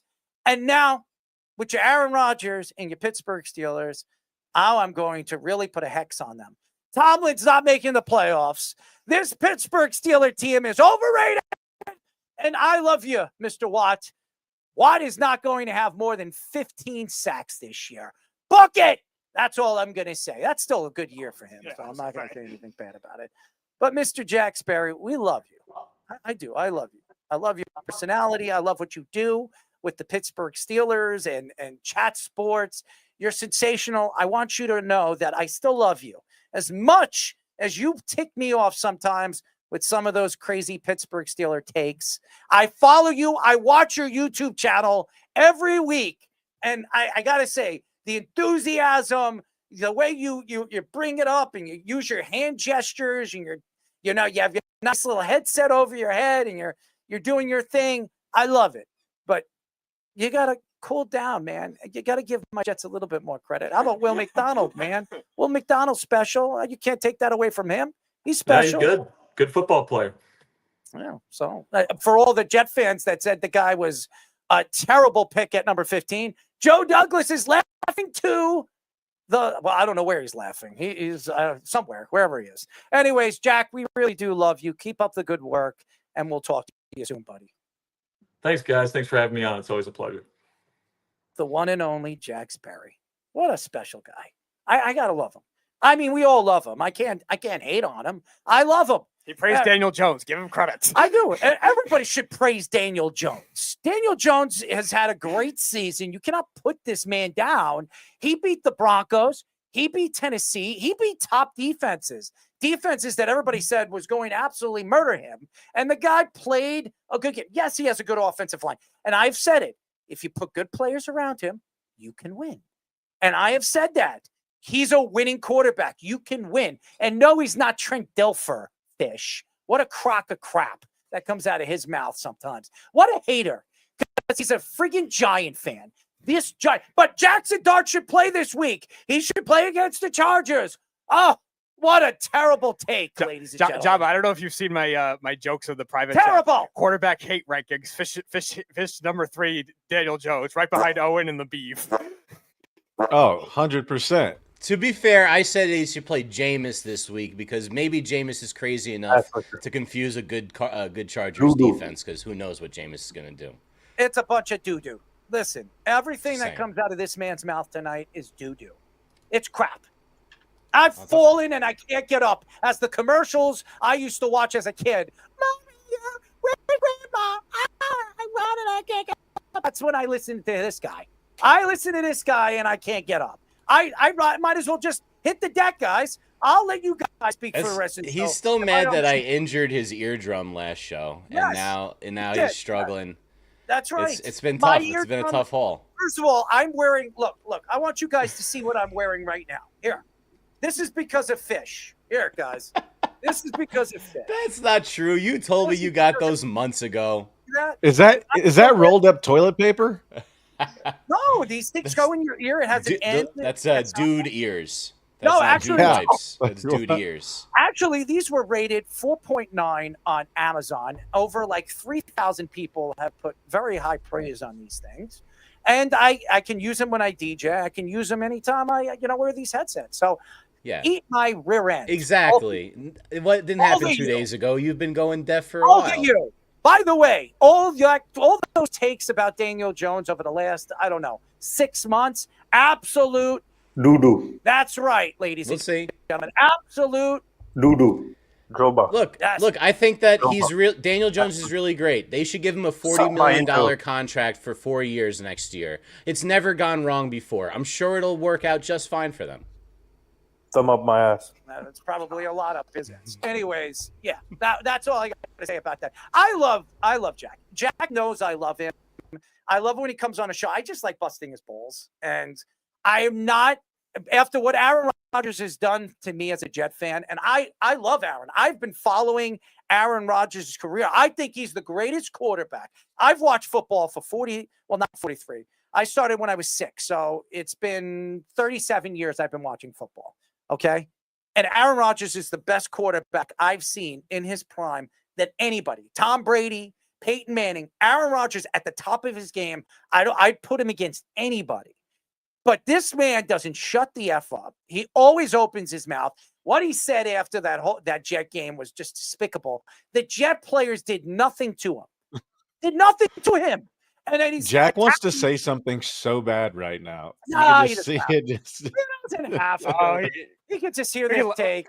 It's good. You could sell it. You could take it. You can, bury it wherever you want, like a bone. A dog likes to bury his bones in one very nice place. Well, I bury my bones everywhere. It doesn't matter who comes on this show. It's getting buried. And it's going to be buried in your brain for the next time you come on. And when I tell you, Aaron Rodgers, what did Aaron Rodgers do? Absolutely nothing. As Mike Tomlin will be looking for a new job at the end of the season. Ladies and gentlemen, I love Mike Tomlin, by the way. I can't bust his bubble. He's a great coach. If he does leave the Pittsburgh Steelers, I think he takes a year off. I do not believe he's going to be coaching another team next year. I think, like we've seen it by many coaches, they take a year off. They see what's out there, and then he'll look at other positions that will open up. I think the guy from the Browns, I think Kevin Stefanski is the big name. And I think if he becomes available and the Browns decide to move away from him, he's the big name that I would be looking at. I would look every single team lining up to hire Kevin Stefanski because I think he is one of the best offensive minds the NFL's seen since Andy Reid. He'll be the perfect Atlanta Falcons head coach. I'm not a big Sean McVay fan. I've never liked Sean McVay. So I know Jabba has a love fest for him. I love Sean McVay's wife. I mean, she looks good. I mean, that woman can shake and bake anytime she wants. I mean, she can dance on this table if she wants. I mean, if Sean wants to bring her over here and sit right next to me, I don't think he's going to be able to take her home. She'll be hanging out with me after this. But, I got to say, Sean McVay's wife, beautiful. His coaching ability, I don't know about that. I'm not a big fan of the Kyle Shanahan trade, as everybody knows on this show. Kyle Shanahan is the most overrated coach in NFL history. And by the way, what has he won over there in San Francisco? Nothing. Zero. Poof. Like a nice little, Dutch or, we could ask Mr. Sean Smith about those Dutches that he smokes. And he gets high with every single day of his life. So thank you. Thank you, Sean, for making my day a little bit more happier. Anyways, that's Jack Sperry, ladies and gentlemen. Let's give him a golf club. Give him a golf club. Beautiful. We love it. And by the way, I love the back of your house. I mean, that apartment, your beautiful house. I love the refrigerator. I love that whole feeling. It's beautiful. Jack is a beautiful man. He's just a beautiful man. Anyways, ladies and gentlemen, we call this next segment Save Your Tears. Hey, Jack. Mom, what's one thing Jack, why don't that you you stay can't in for talk? Save Your Tears? Let's bring Jack in. Jack, you come in for Save Your Tears. You can play with us. Save Your Tears. One thing that you can't talk to me about. My sexual fantasies. Say you're sorry. It is not ideal, but if it's what me, it is not ideal, but if it's not ideal, but if it is what me. You can't triple stamp a double stamp. You can't triple stamp a double stamp. You can't triple stamp a double stamp. Lord, you guys, enough. Now, it's time for Save Your Tears. Oops, gets no cooch. All right, guys, welcome to another episode of Save Your Tears. This is for week 4 of the NFL season. We are going to get into it. Again, this is the game where we have a $15 salary cap. There are 5 positions to fill out: quarterback, running back, 2 receivers, and a tight end. Must pick from the column for each one. For the receivers, can't mix columns. So here is the crop of guys you're going to pick from tonight. We picked 3 games. The games are the marquee game of the 1 and 2 teams of the Ravens and Chiefs. We have the Bears taking on the Raiders, and I think that leaves the Panthers facing off against the Pats. So here are the guys we got. $5 quarterback Lamar Jackson, followed by Patrick Mahomes, Caleb Williams, Drake May, and Bryce Young. At running back, Derrick Henry is the top guy, followed by Ashton Genty, Chuba Hubbard, DeAndre Swift, and Travion Henderson is probably going to get the carries after everyone else fumbled the ball a million times last game for the Pats. At wide receiver 1, Rome Odunze is the $5 player, followed by Tedero McMillan, Trey Tucker, Kayshon Boutte, and Giants nemesis Tyquan Thornton. Wide receiver 2, Zay Flowers. Errol didn't get it done for you last week, but we know Zay Flowers is a pretty reliable player, followed by Jacoby Myers, DJ Moore, one of Errol's great favorites of all time, Hollywood Brown, and old man DeAndre Hopkins rounded off for $1. And finally, tight end, Brock Bowers is the $5 player, followed by Travis Kelce, Hunter Henry, Mark Andrews, and a $1 player with Colston Loveland questionable. We're going to go with Cole Kmet. So again, guys, you're going to pick your rosters. We are going to go through it, and we will go starting off with, who do we got in today? We got Tommy and Jack. Let's let Jack go first. Let's get Jack. You want to start us off, Jack? Yeah, sure. We can start here. I'm going to go with, this one's tough for the quarterbacks. How about this? I'm going to go. Oh, I should mention, Jack, it's Yahoo PPR scoring. Oh, so this is fantasy? We're using that scoring system. So if whatever they get in the week, we're just tallying them all up, whoever your team has made. Oh, I thought we were just doing this in terms of like a regular lineup, not fantasy, but I can do this here. Let's do, this one's tough. Gotta go for fantasy here. I think I gotta go Lamar Jackson with the 5. It's just too much with the rushing and everything else. Number 2 with the running back, I'm probably gonna go Chuba Hubbard. So that puts me at 8 already. Gosh darn it.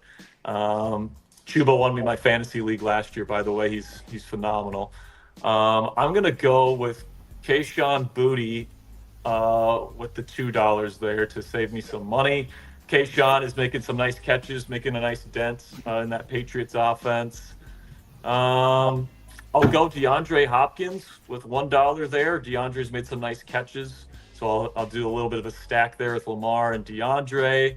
How much do I have left here? So I got 3, you got 4. 6. I've got $4 left. All right, so I'm gonna go. Let's go Mark Andrews. Let's go all Ravens here, huh? Let's just go with the Ravens offense. Mark Andrews with the 2 there. All right, so I have your team as Lamar, Chuba Hubbard, Kayshon Boutte, DeAndre Hopkins, and Mark. Actually, I think I have a couple dollars left, don't I? I have a couple dollars. Yeah, you could actually upgrade 2 if you want. Yeah, let's go Tedero McMillan with the first receiver then. All right, so we're gonna go with T-Mac, which would be so much easier if we all just start calling him that.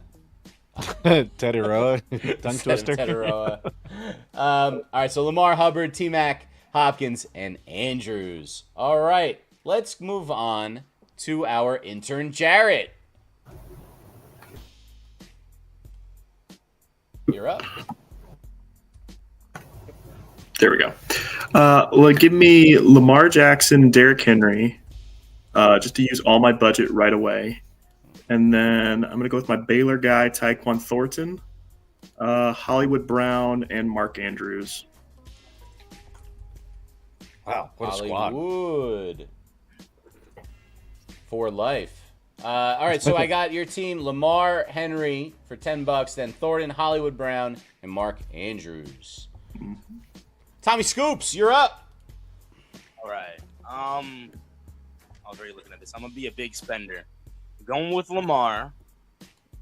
I'm going with Hubbard. You're usually thrifty, Tommy. You're the only one that like occasionally saves money. Well, we're gonna use all our money here because I'm going with Adunze, and then that leaves me with $2 left. So I'm going with Hopkins and Kmet as my wide receiver 2 and tight end. All right, Cole Kmet. All right, so I got you with Lamar, Chuba Hubbard, Romadunze, DeAndre Hopkins, and Cole Kmet. All right, I guess I'll go next.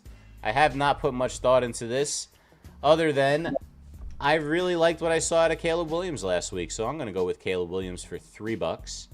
Hey, Fish, did you see how Errol walked away? Yeah, he doesn't. So here's the thing, Jack. Errol, like, one time copied my entire team, and he doesn't want anyone to think that I would copy that he would copy me. So he's just walking away. So I'm gonna go Caleb, followed by running backs kind of slim this week. I'm gonna go crazy. I'm gonna believe in Travion Henderson. Because I just know after watching what's his face fumble twice going into the end zone, he's never getting the ball again. Like, they're just never giving it to him. What's his name? Ramondre Stevenson. They're just not going to give it to him again. He's going to have to earn that back, or everyone else is going to get hurt before him to get the ball. So I think they're going to go heavy dose of Henderson. And Gibson is the other guy, and he fumbled too in the game. So that's as a coach, I'm going with the guy that didn't fumble last week. I'm going Travion Henderson for $1. So I'm going to go with that. So now I have a lot of money left, and let's spend it. I'm going to go with Adunze is acting like he's a top 10 receiver so far this season. And he might be at the end of the year in fantasy. So I'm going to go Adunze, and I'm going to go...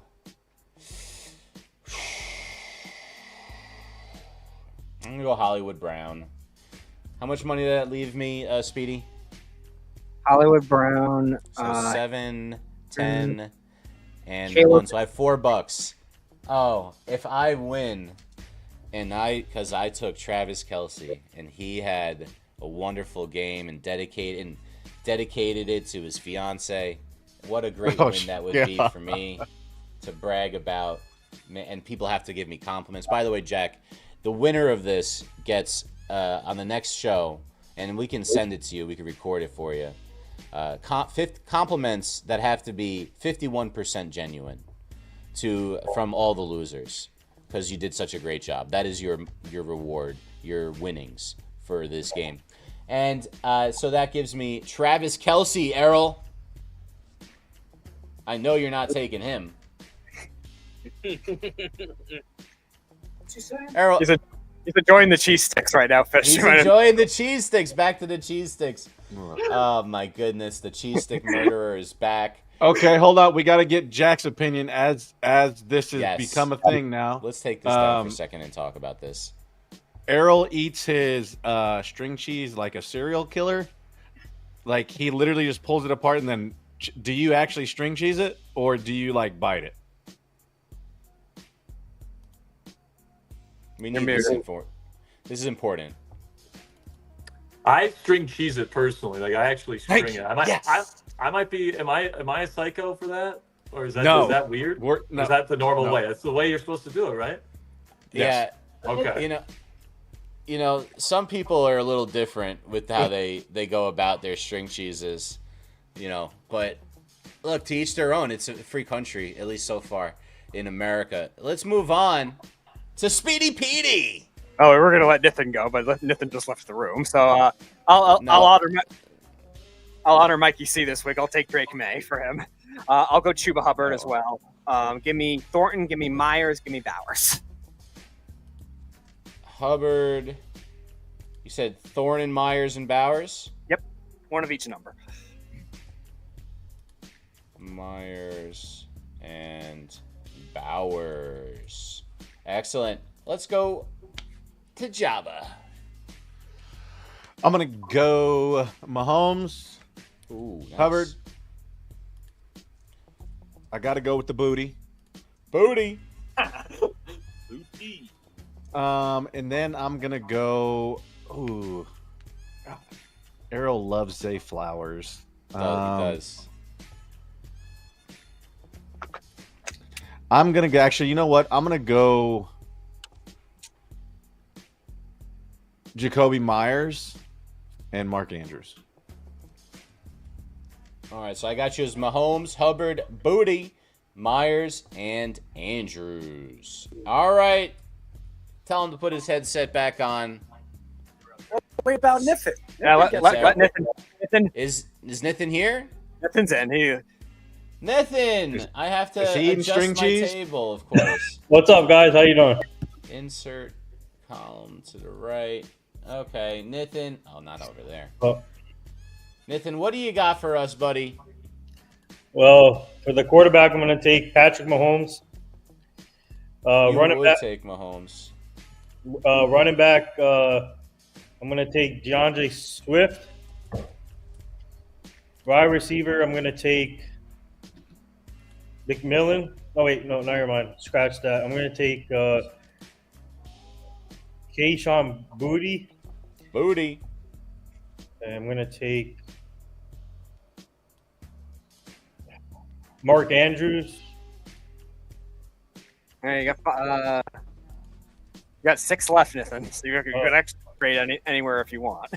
Nathan's trying to play rollover. He's trying to get us to get rollover points. Frugal. I'm going to take Zay Flowers. All right. All right, so he saves $1. All right, so Nathan, I got you with Mahomes, Swift, Booty, Flowers, and Andrews. Mm-hmm. All right, last but not least, Errol Marks. All right, here I am. All right, who's Patrick Mahomes playing this week?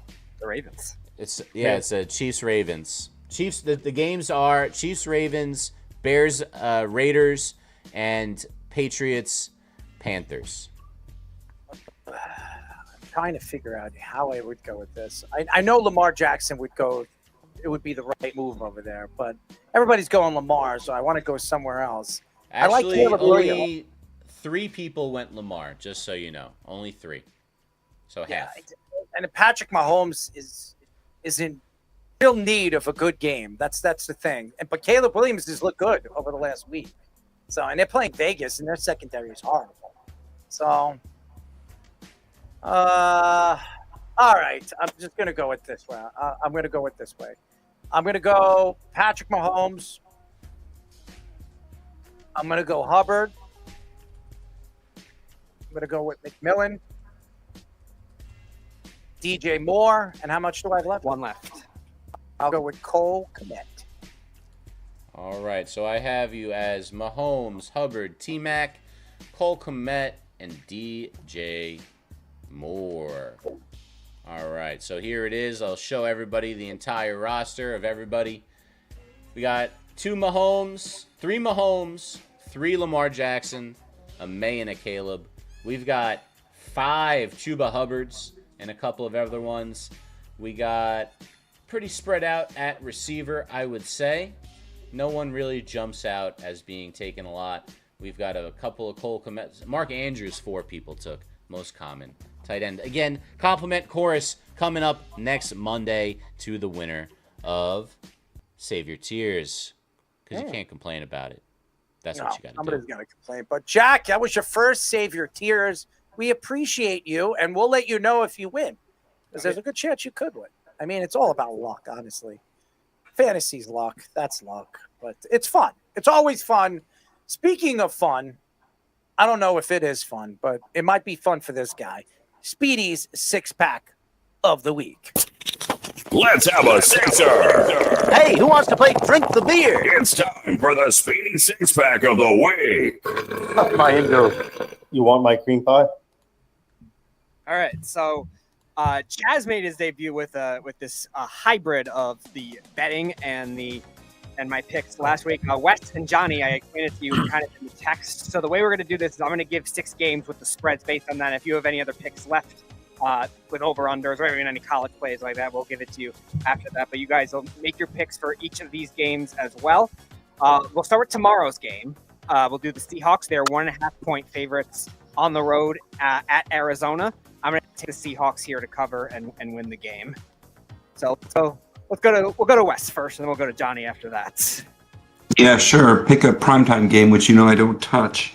I'm gonna take the Zona. What spread are you looking at right now? So I was on covers. Yeah. I think it's 1.5 right now. I'm looking at plus 1.5. I'm going to take Zona.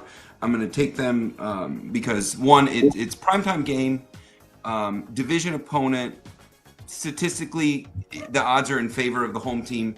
Most of the time, you can throw point spreads out the window when it comes down to divisions. Some divisions, are different than others, but primetime. They were originally, this thing opened and Zona was the favorite 2.5, and there's been some movement within that, but that original number represents the guys that work for those big fancy hotels in Las Vegas that take all our money, and so I like that spread a little bit better. So now I'm finding value getting points, and pound for pound, I think we're getting a better offense with Zona. So plus 1.5 Zona.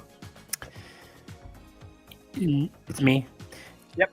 Yeah, I can't disagree. I think a lot of it was that the public saw the Seahawks beat the Saints by 40 points, and so when they opened up as underdogs, people were like, "Well, there's no way." The offense of Arizona's kind of been inconsistent with a lot of key drops. Number 2 receivers got 3 catches in 3 games, so I think there's a big public backing of. We just saw the Seahawks put 40 points, but I want to remind people that they put 40 points on the Saints, who may be the worst team in football.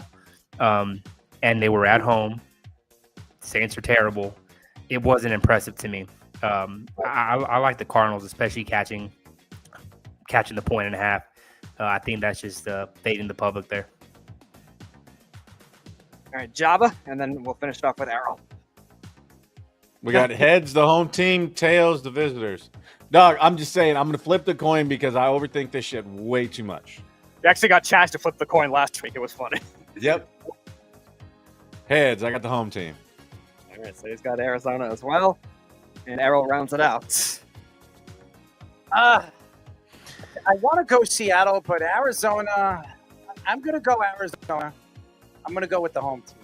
All right, we'll go to one of the better games of the week, a battle of undefeated teams. The Eagles are 3.5-point favorites at the Buccaneers. This is an interesting game. Philly's offense finally showing something a little bit. Tampa's always done well identity-wise against the Eagles' offense the way they do it. I think the Eagles win the game close, but I think Tampa does cover. I think the Eagles win by 3, so I'll take the Bucs to cover.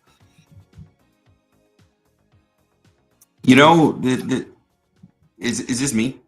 Yes. Okay. This Tampa head coach knows how to play this Eagles team in the matchup between those two coaches. But I think the Eagles have the better roster. I think that they're going to get after Baker. I love this Tampa team, and I like Baker now more than ever. I mean, everybody loves a good comeback story, but this Eagles roster is too good. The spread opened at 1.5, but I still like it at the minus. I still like it at the -3. And there's weird spreads with odd reverse line movement. Like 55% of the tickets are on Tampa. The spread opened at 1.5, and it's moved to 3.5. I like the Eagles in this, and I like them by at least a touchdown. I think this is an ugly game for me. I really am not really getting a feel for either. If I had to, I got to take the home team, the plus 3.5. I'll say it. I think the Eagles' offense is ugly. It's boring. It just gets the job done. I think the Buccaneers have really found ways to win games, and it's almost like how much is that going to run out? Because they've won 3 games on 3 last-minute drives. You can't sustain that over a 17-game season. But at this point, I'm really not impressed with either team, even though they're both 3-0. Which is, there's 2 other teams that are, one of them is going to be 1-3, and the Chiefs and the Ravens. So it's early on in the season here. I'll take the plus 3.5 with the home team. All right, what will the coin decide? Got the home team, baby. All right, John got the Bucs covering as well. First of all, to say that the Buccaneers can't keep it up, Kansas City kept it up all year last year, thanks to the old referees. So to say that Kansas City can't do it, I think they can. but not against the Eagles. I think the Eagles are by far the better team. I think the Eagles have proven that. Now, obviously, their offense could be ugly, my friend, Reno Johnny, but guess what? Ugly wins championships. Have we seen that before? So I've seen it with the Baltimore Ravens in 2000. I've seen it many, many times. Ugly teams win it. It wasn't. Seattle it did wasn't too. their offense. It wasn't their ugly offense that won it. It was their tremendous defense that won it. Ugly. I got the Eagles winning this game, but I think the Buccaneers could cover. But the Eagles are definitely winning this game. You could sell that. You could bank that. Twirl it up and go to wherever you want. Eagles win the game. Buccaneers probably cover. All right, let's go to the another primetime game. Sorry, Wes, we got one more because we have one before primetime. We have to reference Reno Johnny's former team, the Dallas Cowboys. Packers are 7-point favorites against the Cowboys in the Micah Parsons revenge game. I think the Packers do cover this spread, even though it is very big. I know, Wes, you might disagree with that because I know your primetime logic.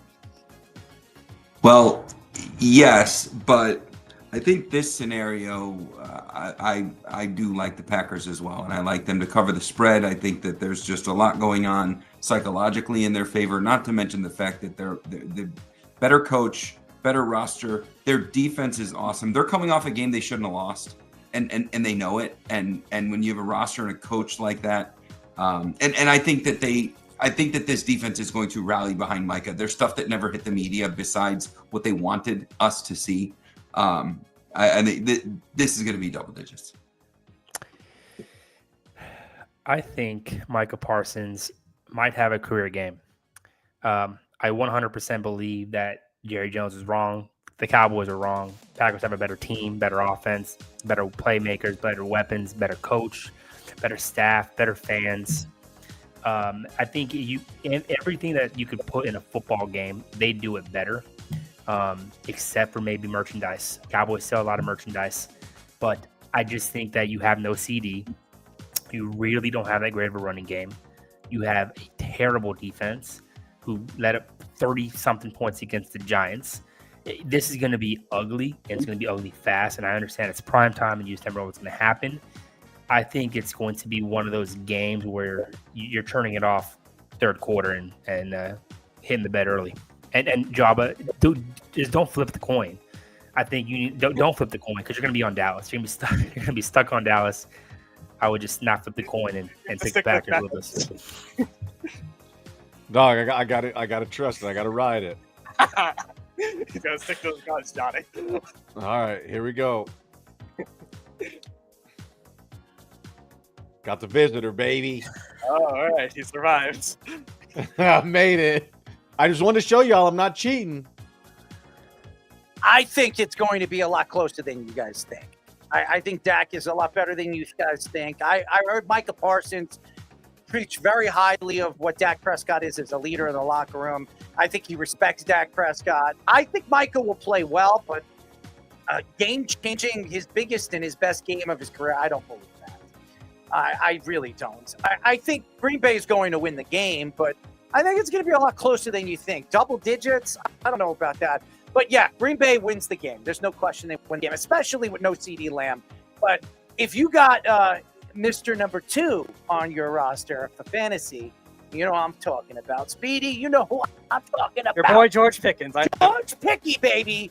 He is going to have a big day against the Green Bay Packers. Give me the Georgie. I will say he has over 100 yards and 2 touchdowns, but I've got Green Bay. So you got the Cowboys covering, but the Packers win? I don't know. I just have the Packers winning. All right. But it'll be a lot closer than you guys think. All right, we'll stick with that. Before I move on, Johnny, how's your experience being a Jets fan so far with the 2 thrillers that they've lost? Oh no. I'm a Bills fan. Switched it up. I had trouble because I was like, I don't want to be a fan of a good team. I wouldn't know how to act, and I threw that out the window. I'm tired of being a fan of a losing team, so I'm jumping on the Josh Allen Bills bandwagon. Big Bills fan here. All right, let's move on to some of Errol's favorites in this Jacksonville Jaguars Gremlin versus 49ers Kyle Shanahan and Bambi Sala game. The 49ers are 3-point favorites. I'm going to take them to cover and win this game. The Errol all hate game. Roster. Who picks these games, by the way? Afterwards, Vikings Steelers. That wasn't going to be much better. The San Francisco 49ers has the easiest schedule. It's ridiculous. This is absolutely absurd. Go ahead. Wes, you're up. This is not a game that I am going to have any capital in. I just, for the record, and I value time more than I value money, and I won't have any time invested in this either. That being said, Jacksonville has played they've probably played the combined 3 weakest opponents that you could start this season with. Not individually, but when you put the package of their first 3 games together, Carolina, the Bengals, and Houston. Houston is a terrible offense. I'm embarrassed to say it because CJ Stroud is one of my heroes. But they cannot put up points. They are playing terrible teams and not looking good in any way. Trevor Lawrence, I don't know when the world is going to start acknowledging him for what he is, and that's a bust. A total bust, overpaid. Now they're going to travel across the country and go to a much better coached team, a beat up roster, but nonetheless, they just win a game with Mac. I think this is I'm not going to say it's a mismatch, but I'm going to take San Francisco in this one. Just the travel and who Jacksonville has played and how terrible they've looked against them, even if they've gotten a couple wins. Duval. Yeah, I'm going to be on a Duval because I'm going to tell you why. Look, I think everything in this game is telling you to take the Niners. They are the better team. They're the better coach team. Trevor Lawrence has not looked good. The offense has not looked good. Travis Hunter hasn't really looked great. I mean, it's hard to be that two-way star in the NFL like you were in college. Stop it. He looks hard. But I think the spread doesn't make a whole lot of sense. You do have an East Coast team traveling to the West, and you're only getting 3.5 points. It just doesn't make a whole lot of sense to me. I will say, I doubt you're going to get movement. This game is probably one of the uglier games on the board. I'm not sure how much action is going to be involved in this game. So you're going to get kind of a line that doesn't really move throughout the week. I'll take the 3.5 with my chances. I think we see a lot of times when a backup quarterback comes in, like a Mac Jones, like a Carson Wentz, they get that first game. You know, they've been there before. They have a great game. Then they kind of come back to what they are. So I'm going to take the points here with Jacksonville plus 3.5 and just hope that they win by, or keep it close.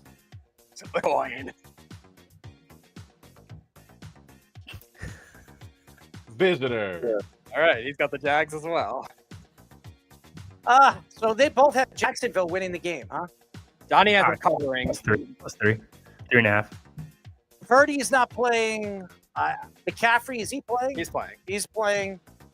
They don't have anyone besides Pearsall. They have nothing over there. I think Brian Thomas Jr. will have a big game because he hasn't had a big game yet. So I think you've been saying that for 3 weeks. Well, but he's been all right. He just hasn't been great. But that's something to do with Trevor Lawrence. But I think he's going to have a big game against this secondary. I don't think the San Francisco and they lost Nick Bosa, so I think that does affect their defense. I have Jacksonville covering. I do believe San Francisco is going to win, but I wouldn't be surprised if Jacksonville actually wins this game this week. All right, moving on to the Colts at the Rams. The Rams are 3.5-point favorites. I do think the game is going to be close. You know where I'm going. I know where you're going with this. I think it's a tight game. I'm not saying Daniel Jones will play bad, but I think the Rams are going to be a tough one. I'm going to take the Rams here to win this game. Not because Daniel Jones, though. I think they win a tighter, more mid-scoring. Wes. I find it hard to bet against the Colts. I never thought I would say that, but in the Rams somewhat let Philadelphia off the hook. I mean, they're coming off of a huge game where they probably played up a little bit. I don't know what the difference is between the Rams and Philadelphia, but we know that Philadelphia is better. So now going back home to play a team who they've only punted once, or they haven't punted at all, the Colts. I find it hard to bet against them, and I'm finding it hard to side with Daniel Jones. But I'm taking the Colts. They just look too good not to. I don't like the reduced number down to 3.5. I would have liked to have the 6.5, but I would have taken that too. Yeah. I can't do it either. I think Daniel Jones has. Look, I really don't care. He's looked great. He's got 3 touchdowns, no interceptions. He's 70%, 71% completion percentage. I think it's really just a testament to how shitty. Can I say that on the radio here? How the Giants organization is run. I just think that you kind of have a competent coach. You have some playmakers, and you kind of let Daniel Jones use his skill set. You don't try to change him to be what he's not. And I think this is one of those things where there's no expectations for him, and that's why he's succeeding. Would have loved to have the 6.5. We're at 3.5. I still will take it. I think the Rams, they really are mediocre to me this year, and I can't lay points with them. All right. So let's go on.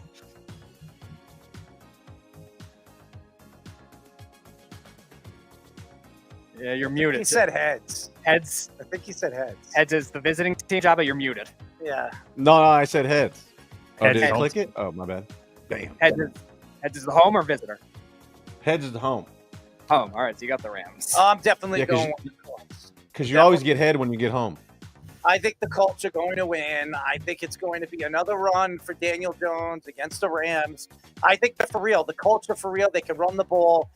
They've got weapons all over the field, and their offensive line right now is ranked number 1 right now in the NFL. So there's no lie about this. Daniel Jones is successful because he's got a great coach, and his offensive line is protecting him and giving time in the pocket. I expect him to do it again against a Rams defense. Very good. And after them choking last week, this will be 2 in a row. 2 losses in a row for the Ramsters. Give me the Colts. All right, we'll finish it off with the Ravens at the Chiefs. The Ravens are 2.5-point favorites right now. Two teams that are trying to find their identity. I am going to pick the Chiefs in this one because I think schematically we've seen them have an advantage over Ravens-type defenses, even losing the receivers that they did. The Ravens secondaries looked like a mess all year. And the Chiefs defense, probably outside of the first half of the Chargers game, has looked pretty good this year. I think the Chiefs win a tight, low-scoring game, which I know Mr. West is very happy about. Well, I like Baltimore in this game. Really? I think Baltimore is too well coached coming off of a game where they were embarrassed at home in prime time. And then now they're traveling to Arrowhead. Arrowhead, it will always be intense. It'll always be loud, all of those things. And Xavier Worthy is going to play. I think Travis Kelce's probably going to have a better game, or at least not be a liability. But the Chiefs secondary, they're going to have to progress further into the season for their secondary to get good. We go back to the last Super Bowl that the Chiefs won, and Snead and McDuffie were buying opportunities for that front four to just run wild. They don't have that right now. And what I saw in that game, even though Baltimore lost, I mean, they were going down the field. They were playing the type of game that the Chiefs defense is not ready to defend. So I am wearing a Chiefs hoodie. I hope I'm wrong. I want to lose this one, but I think too much is in Baltimore's favor on this one. I'm on Baltimore. I think this is not the same Chiefs team. We've seen some frustrations we don't typically see, and a lot of that's got to do with they haven't had Worthy, they haven't had Rasheed Rice, who's still on suspension. So a lot of that is their offense has just not been as good. If I take these two offenses and who do I think is going to score, the Ravens offense. The one liability that Baltimore does have is their defense is a lot worse than it has been over the last couple of seasons. Their run defense in particular, their run defense is really atrocious. And they've also had 3 Derrick Henry fumbles in 3 games, which is something that you have never seen him do in his entire NFL career, even back to college. He just did not fumble the football. I think we could get that fixed this week. I also just think the Chiefs defense cannot contend. I know it's at Arrowhead, and this is one of those games where who would have thought that you have a 1-3 Ravens team or a 1-3 Chiefs team to start the season, but that is what is going to happen. I think the Ravens are just the better team this year, and I think they're in a must-win game mode more than the Chiefs are in a weird way. So I think the Ravens do win that game, and I'll take them to cover the 2.5. All right. Java. All right, heads for home. He's got the Chiefs. Yeah, I'm going to go with the Chiefs. I think the Chiefs, it's Arrowhead. It's going to be hard to play. The crowd's going to be roaring. Xavier Worthy's going to play. I'm not a Chiefs fan. I don't think this is a good Chiefs team, but I don't think this is a good Baltimore Ravens team either. I think this is going to be Patrick Mahomes' biggest game. He's going to have to show up against Lamar Jackson. He has not shown up all year. I expect him to throw over 300 yards. I expect him to use his legs in this game. I think Patrick Mahomes will have a big day, and this will be close. But I'm gonna go with the home team, Kansas City Chiefs, to win the game. Wow. You took the Chiefs and Wes picked the Ravens. I'm shocked.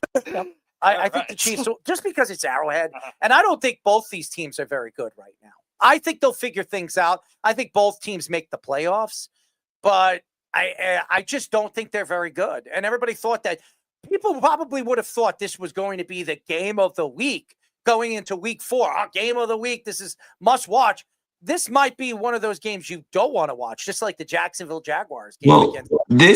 Errol, this game might prove to be a very important game. If one of these teams is 2-2, one of these teams is 1-3, you get down to the end of the season. Baltimore's got a better chance at coming back and winning their division. The Chiefs are down 2 already to a team that is playing bully ball right now. But you get to the end of the season, this game might matter in terms of seeding that 5 versus 7, and that will be a big deal. So Baltimore, I see it being an easier road to recovery because they can win the division. All right. So what we're going to do is, because we had these 6 and we ran a little too long on this, we're not going to have Let's Parlay. I'd like to know if you guys had it. By the way, you could give the Let's Parlay drop, but might as well too.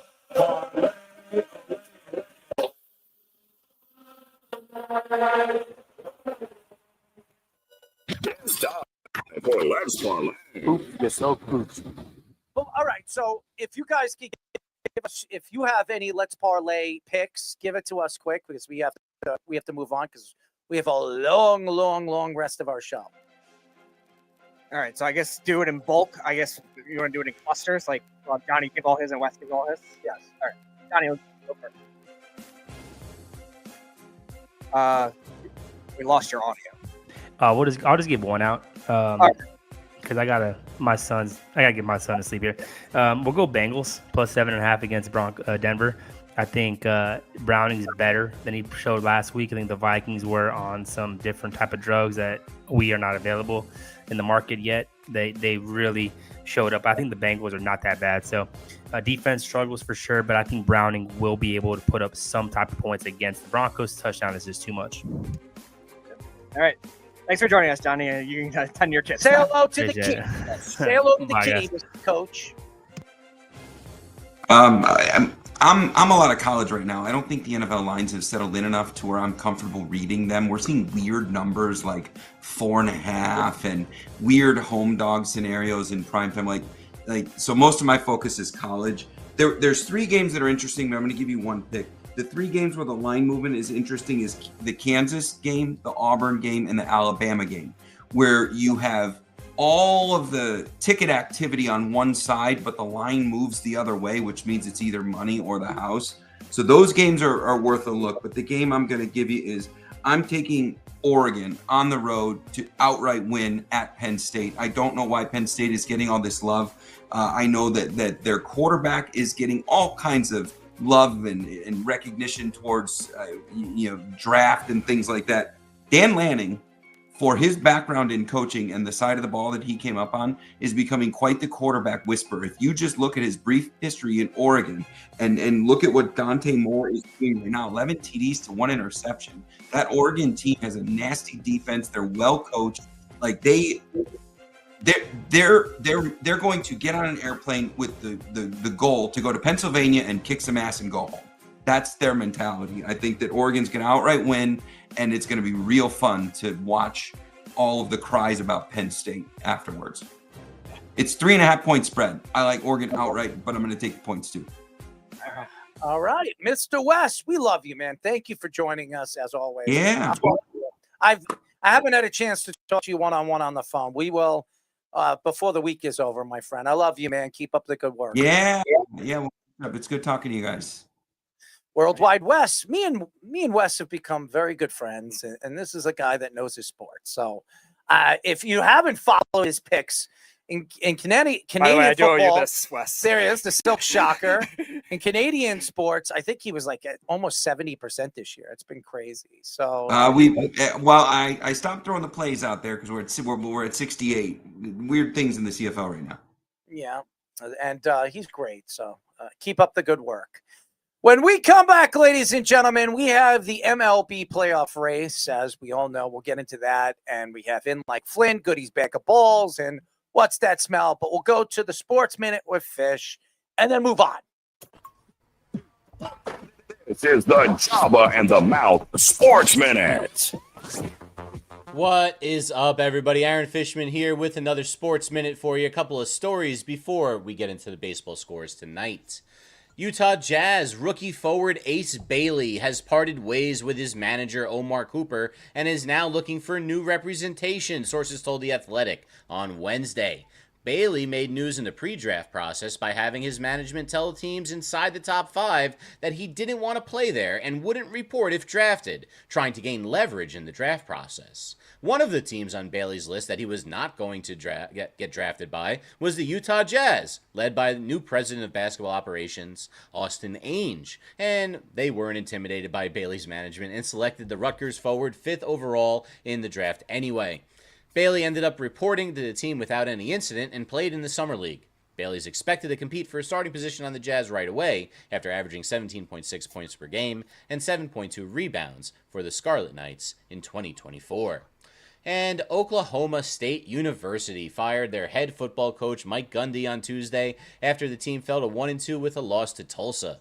Cowboy football reached an unprecedented level of success and national prominence under Coach Gundy's leadership, Athletic Director Chad Weiberg says. I believe I speak for OSU fans everywhere when I say that we are grateful for all he did to raise the standard and show us all what is possible for Oklahoma State football. Gundy, who is currently 58, is probably best known for his famous "I'm a man, I'm 40" press conference 18 years ago.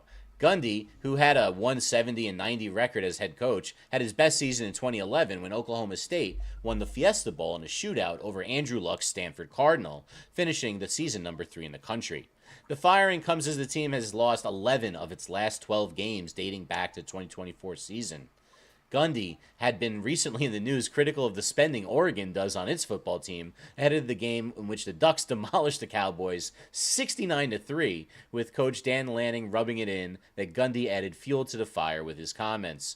As someone who is approaching their own 40th birthday, Coach Gundy's famous quote has been on my mind, as well as that of our co-host Jabba Chamberlain, who ironically turned 40 on the same day Gundy lost his job. In baseball, so far this evening, we have a couple of games still in action. It's the bottom of the 11th. The Reds trying to stay alive. They're trailing the Pirates 4-3. They got a runner on second with 1 out in the extra frame. It is 4-2 in the top of the 8th between the Rangers and the Twins. The Cubs have an 8-2 lead on the Mets as they try to keep their playoff hopes alive. We'll be talking about that shortly on the show. 8-2, bottom of the 6th. It's going to the top of the 3rd. Angels 1, Royals nothing. Bottom 2nd, Mariners 3, Rockies nothing. Kyle Raleigh is 59th home run of the season. Dodgers are tied with the Diamondbacks 1-1 at the top of the 2nd. Bottom 2, no score, Cardinals and Giants. Just underway in, Sacramento between the Astros and Athletics. And earlier tonight, the Yankees have now tied up with the Toronto Blue Jays in the standings, although the Blue Jays do own the tiebreaker. The Yankees beat the White Sox tonight 8-1, while the Blue Jays had fallen to the Red Sox 7-1. Other scores, the Nationals 4, Braves 3, Brewers 3, Padres 1, Rays 6, Orioles 2. Guardians take the lead in the standings on the Tigers 5-1 in their rivalry matchup. And the Phillies 11, Marlins 1. Guys, we are streaming live on TikTok, Instagram, and YouTube on the Job in the Mouth handle, on Facebook under the Worldwide Sports Radio Network handle, and on Twitter under our host handle, @ErrolMarks34.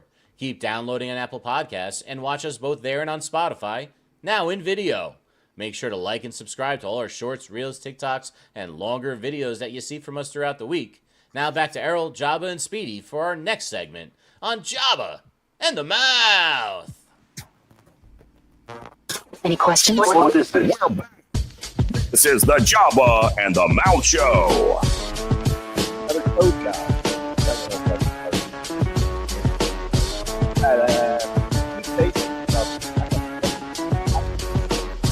One 672 3108 is the number to call.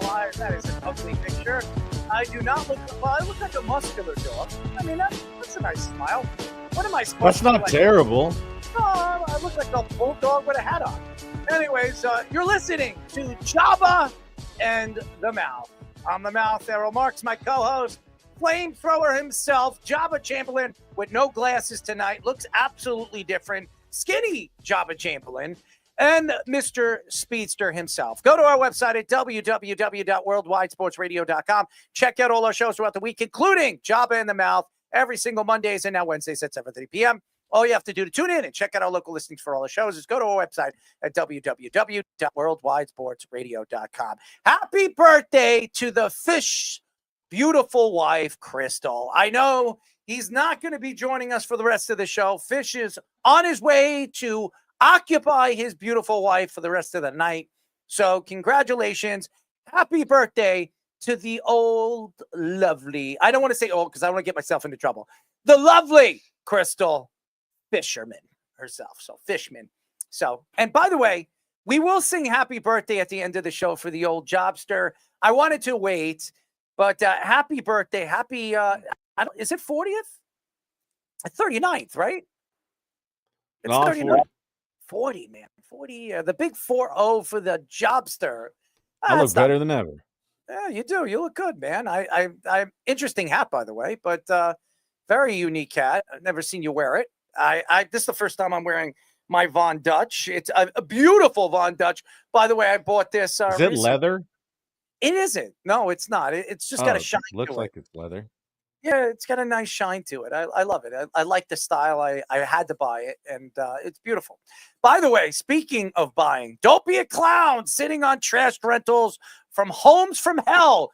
Don't be a clown. Get paid for it. These guys at WeWannaBuyYourHouse.com pay cash fast.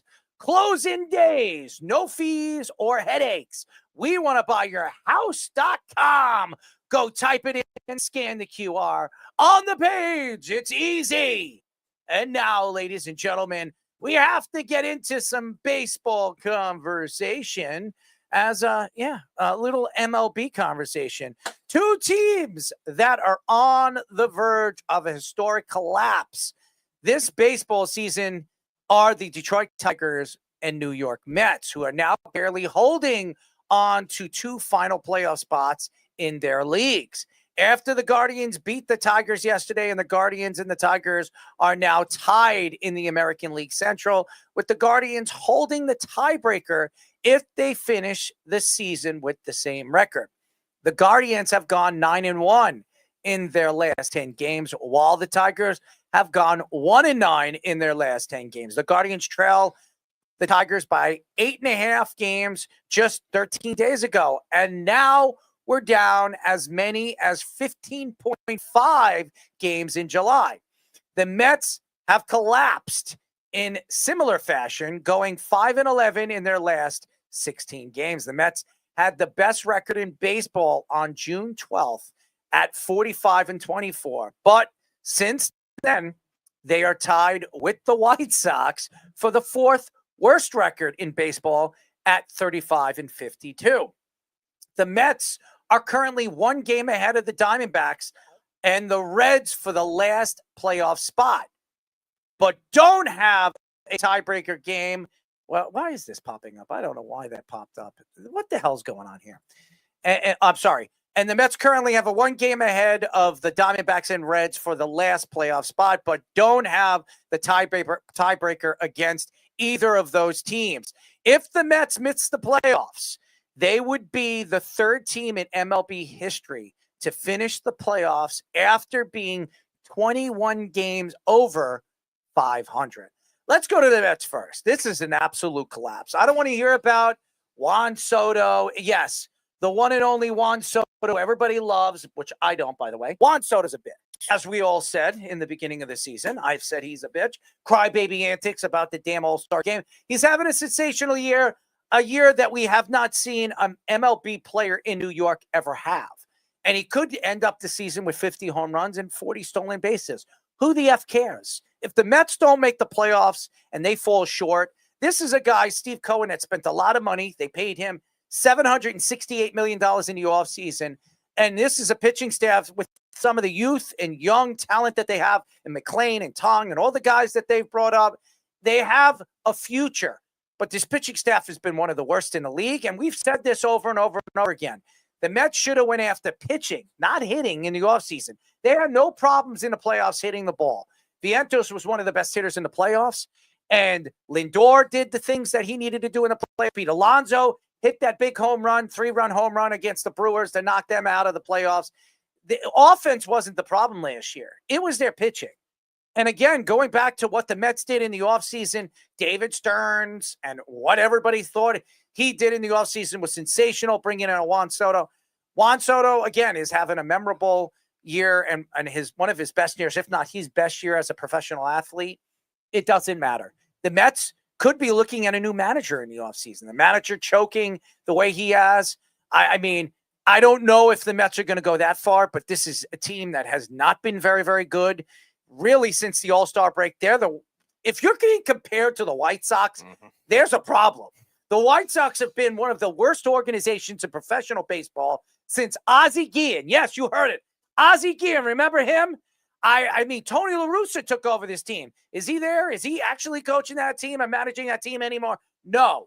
It's a bunch of choke artists, and the White Sox are a bad organization. When you're being compared to them, there's a problem. And then there's the Detroit Tigers. This has been a good team all season long. And then the story broke recently about these executives and some of the broadcasters being involved with these sexual, antics off scene of baseball. I mean, Detroit and the Tigers, you would have expected them to make a real big run.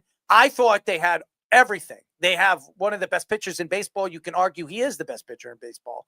You have a young lineup as good as they have been all season.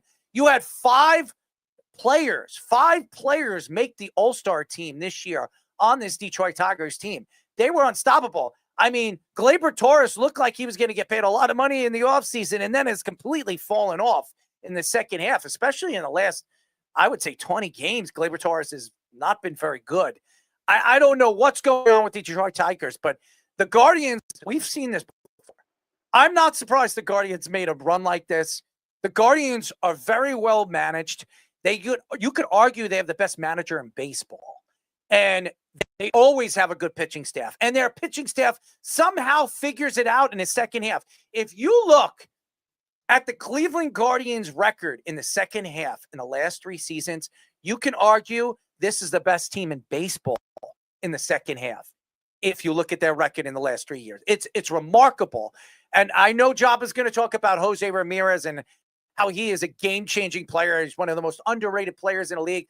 It's proving it right now. You're not going to be talking about him as an MVP candidate, but if you look at his numbers in the second half, especially what he's done, not only being in a lineup. He'll be in the top 5 like he usually is. Yeah, but he's not going to win it. It's going one or the other guy, one or the other we've been speaking about. But the fact is Jose Ramirez, you can see why he is such a special player. You can see why the Guardians are making a run like they are. They're dangerous as we look at their record. We talk about the Yankees, and I know we haven't spoken enough about the Yankees. I wanted to air this one out because Fish did not put this in. Congratulations to Aaron Boone. I don't care what anybody says about Aaron Boone and how bad of a manager this man is. If you look at the Yankees' record in the last 60 games, he has one of the best. The Yankees have one of the best records in baseball. And for all the pitching woes they've had, Devin Williams just absolutely being so bad in the first half. Go look at Devin Williams' numbers in the last 20 games. Look at this pitching staff in the last 20 games. Since Max Fried came back from that blister, Max Fried has, you could argue, is not only a Cy Young candidate, he's been the best pitcher in baseball since he's come back from that blister injury. It's been remarkable. This team, Aaron Judge said it best yesterday after winning and getting in, and they could win the division still. Crazy as it may sound, Toronto had a 6-game lead a week and a half ago, and there was no way in hell that the Yankees were going to win the division. And tonight, the Yankees just tied the Blue Jays. The Blue Jays for first place in their division. The Yankees can absolutely win the division, as Aaron Judge said yesterday after getting in. I think this Yankee team is flying high in the perfect time. Bellinger's hitting, Judge is hitting, this whole roster's hitting, and they're getting the pitching that they need in the bullpen. They're going to be a hard out. It's crazy to say this because I didn't think that the Yankees could really cut it. And over the last 55 games, the Yankees have been the best team, or you could argue top 3 team right now in baseball. Congratulations to Aaron Boone for all the people that were taking shots at him and saying that he's done, he needs to be fired. Yankee fans, you could choke up whatever you want. I've loved Aaron Boone. I've stuck up for Aaron Boone. I didn't like him this year. I thought he was going to get fired at the end of the year, but what a remarkable 50 games Aaron Boone has as a manager. Congratulations to him. And I'm not surprised about the Mets and the Tigers because I believe the Cleveland Guardians are as dangerous as a second-half team as any team in baseball. So congratulations. If the Guardians pull this one off, remarkable. Absolutely remarkable. Yeah, we talked earlier in the season about the Mets clutch stats and how they've been down for a lot of baseball throughout the year. I think they were 8th worst at the time. And if you want to nitpick on anything with Soto, in addition to obviously his fielding, which you didn't expect to be good, it's been that this year. And we've seen in a lot of these instances recently against the Nationals. They lost 2 out of 3 in August to the Nationals. They lost 2 out of 3 recently to the Nationals. They lost to the Marlins. A lot of that had to do with losing a lot of those close games, and eventually those add up. And you don't want this kind of thing in kind of reversed mode from last year, when the Mets had that slow start. Obviously Jorge Lopez, the notable throwing the glove in the sand debacle, and then the Mets rallied around that. It's kind of going in reverse, and they're letting all this thing carry over. And it got to the point where it's really messing with a lot of their fundamentals. Jeff McNeil has made really bad throws recently in yesterday's game, and Brandon Nimmo, not the same in the field. He had a big home run recently, but it's really a fielding and pitching issue all at once that's really accumulated. Outside of Diaz and Brooks Raley, and obviously the kids that have come up, nobody has pitched well. And Errol, like you're saying, Carlos Mendoza has been very suspect, like not bringing the pitchers in the right times out of the bullpen either. And it's really adding up. The Tigers, I think, is a different. Do they fire him in the offseason? If they miss the playoffs, I think you don't have a choice. I think he's going to go. And he did so well last year. You sympathize with that kind of thing. I don't think he's terrible, but some of the mistakes that he was making in the second half definitely cost them.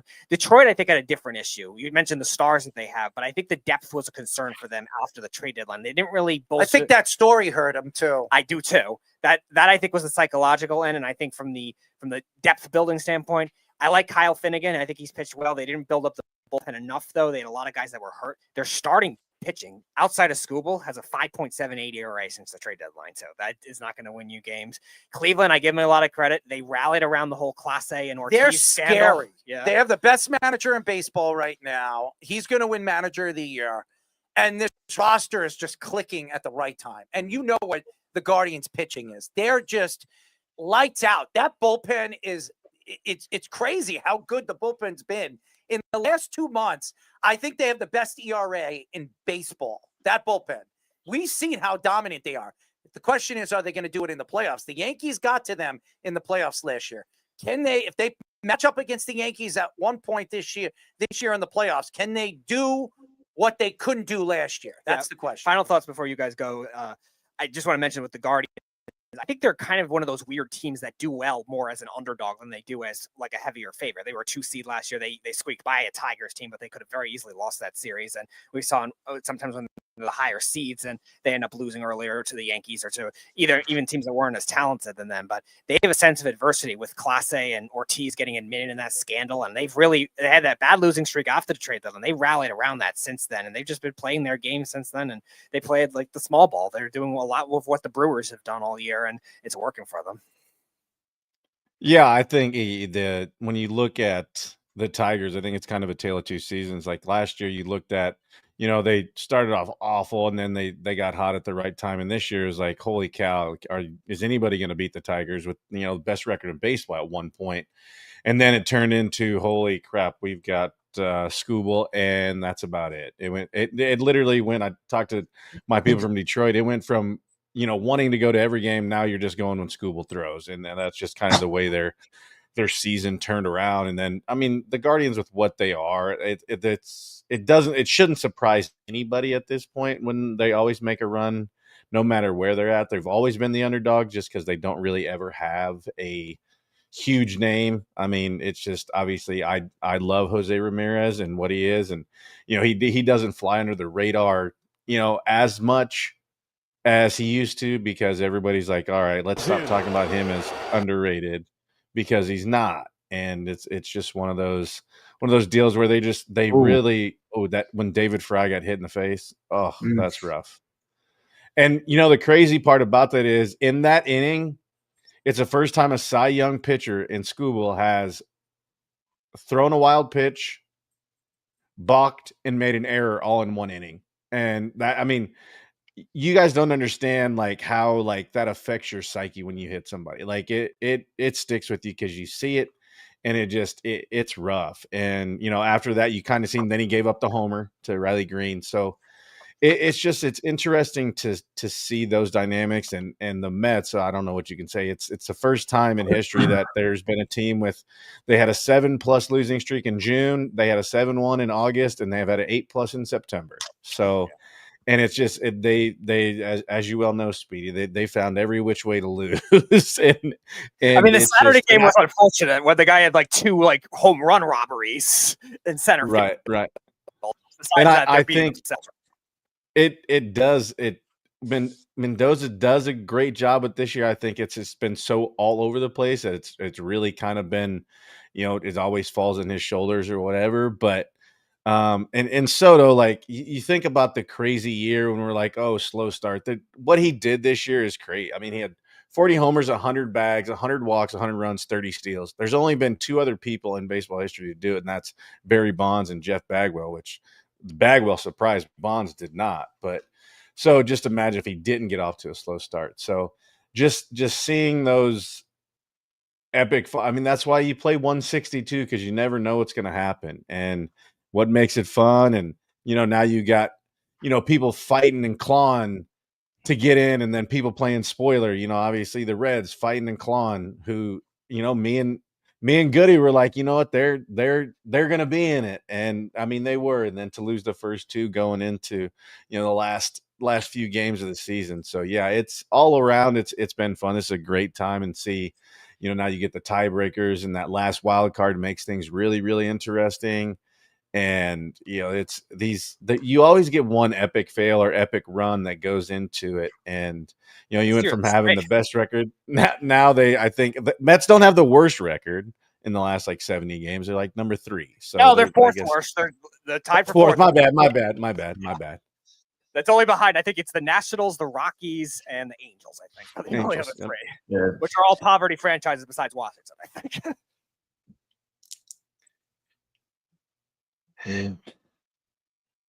That was a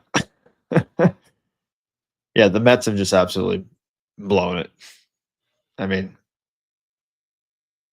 I give some lessons to some guys and their favorite teams, the Mets, and I always give them crap because it's just unbelievable what happened. But I had Carlos Mendoza as a manager in the minor leagues, and I thought he was an amazing manager. Actually, one of my favorite. I had him through 2 seasons, and so I don't necessarily put all the blame on Mendoza, but I mean, he's the one they're going to go after.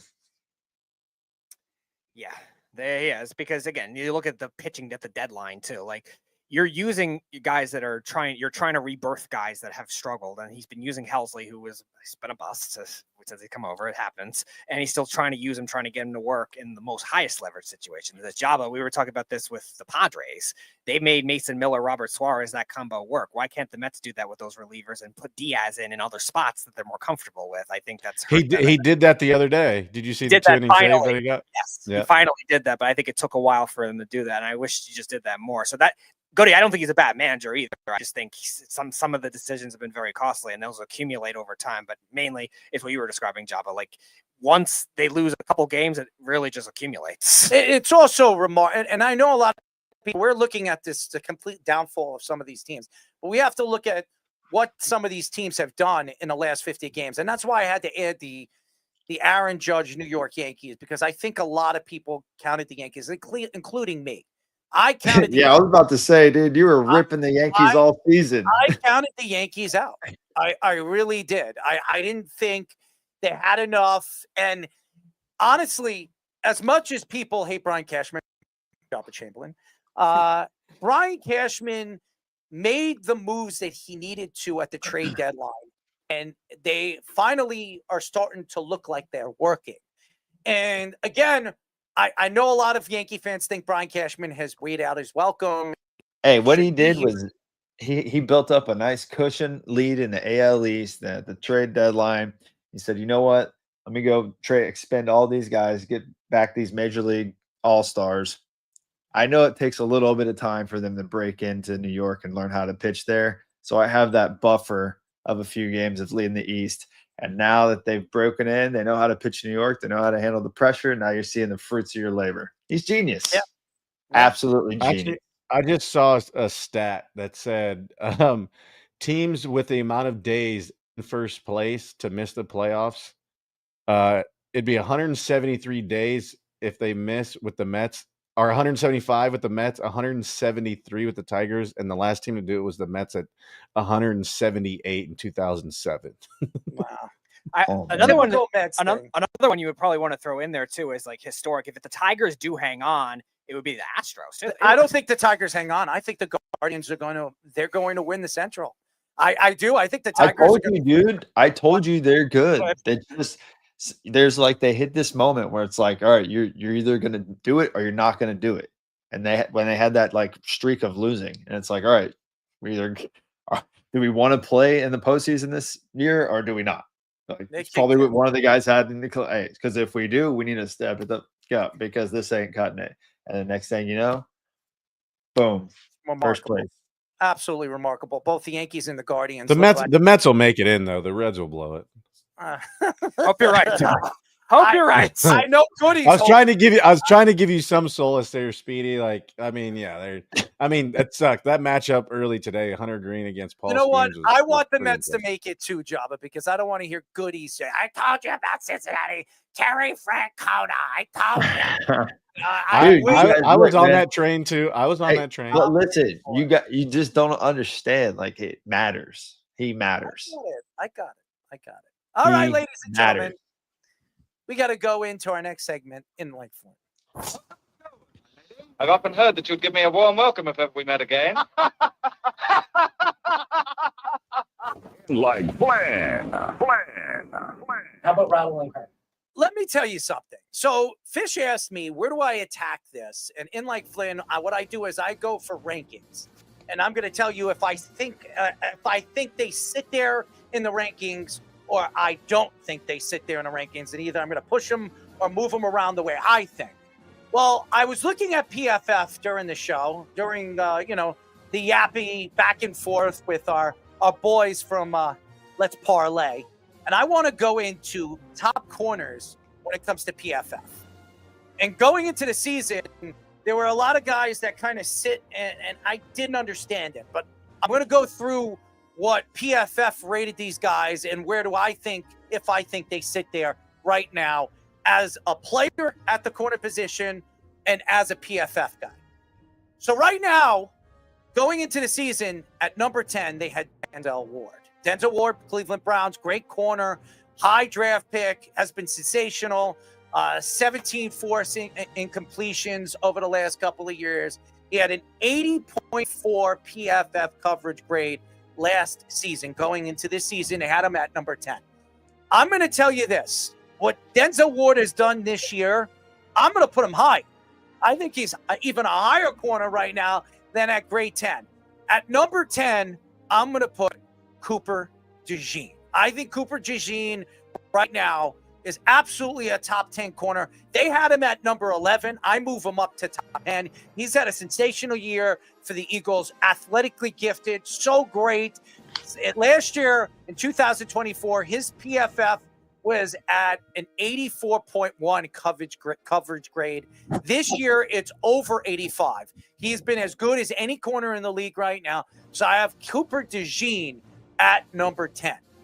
At number 9, they have Jahmyr Alexander. Jahmyr Alexander is not, I repeat, not in the top 10 right now. I don't care what anybody says. He's not. I think you could go Witherspoon or you can go Christian Gonzalez. I'm going to go Christian Gonzalez at number 9. The star corner. He's had a lot of injuries this year. I mean, over the last couple of years, but he's been sensational when he's played. Going to the season, his PFF was 78.2. It's over 80% right now. He's one of the more underrated young corners in the league. I remember played for Oregon. He kind of fell in the draft, and that was Bill Belichick's last first-round draft pick. And what a gift he gave to the New England Patriots. I put him at number 9. At number 8, they have Christian Benford. Benford is not in the top 10 either. I don't know where they're going with this. I don't get it. But, hey, if that's where they're going, I'm going to put – you heard this from me, and I hate to say that. I'm going to go with Jalen Ramsey right now at number 8. He's been sensational really for the first 3 weeks. He's been a class act. Well, not much of a class act in his career, but he's been a class act for the Pittsburgh Steelers. He's been fun to watch. He really has been. He's really changed certain aspects of that secondary. Fitzpatrick he's fallen off going to Miami, and you bring Jalen Ramsey a little cheaper at the position. He has been he's a Hall of Fame corner. He's been sensational. I'll put him at number 8. Number 7, they have Marlon Humphreys. Okay, I think Marlon Humphreys has not been good this year. I really don't think he has. I'm going to put, and I'm going to say this, Quayon Mitchell. That's where I think Mitchell has been sensational. Young last year, he was sensational as a rookie corner. I'm going to put him. I think he's been really, really good. This duel of Dijon and Mitchell has been, you can argue, one of the best in the league over the last 2 seasons. They've been sensational. Rookie defensive pair, and I think defensive rookie of the year, both of them have been sensational. They should have been dual defensive rookie of the year. So I would put him at number 7. At number 6, DJ Reed. I can't believe they put DJ Reed over here. That doesn't make any sense. DJ Reed is not in the top 10. That makes no sense at all. So I was looking at the list that they had, and there's a lot of different guys that are on this list, but you guys might think I'm crazy. I'm going to go Jamel Dean. I'm going to put Jamel Dean there. He's been really good this year. Last year, his PFF was 78.9, which was PFF. He was 11th. I'm going to move him all the way up. Yes, all the way up to 6. That's how good the Buccaneers secondary has been this year. So I put him at number 6, DJ Reed. So this has been like a clash of craziness. So at number 5, they have Derek Stingley. Derek Stingley's been a top 3 corner PFF this year. Believe it or not, he's been sensational. So at number 4, they have Jalen Johnson. All right. Johnson's been good this year at the secondary. I would move Jalen Johnson at 5 because he's been high. His PFF has been very high. Even this year, they're not throwing on his side. So I would put Johnson there, and I move Stingley up. At number 4, I'm putting Trent McDuffie. McDuffie right now on that list is number 3. McDuffie right now, to me, is number 4. He's been good. You can't argue he's been one of the better corners in the league. His PFF is over 85%. I still think he's a top 5 corner when it comes to PFF and his grade. He's one of the best corners in the league. I put him at number 4, and he's going to get paid. Did he get paid yet? Not yet. They're still negotiating. He'll get paid next year a lot of money. If it's not from Kansas City, it'll be from somebody else. So McDuffie at number 4. At number 3, Sauce Gardner. Going into the season, they had him at number 1. Last year, he was number 1. His PFF is still very high for the New York Jets, but he's dropped the ball a couple of times. He should have intercepted a ball at least twice this year. Has not really gotten it done for the Jets in the secondary. I think he's fallen in my grade at number 3. So I put him number 3 on my PFF list. At number 2, yes, ladies and gentlemen, all the way up at number 5, Derek Stingley Jr. 90%. Yes, The Texans defense has been very, very good.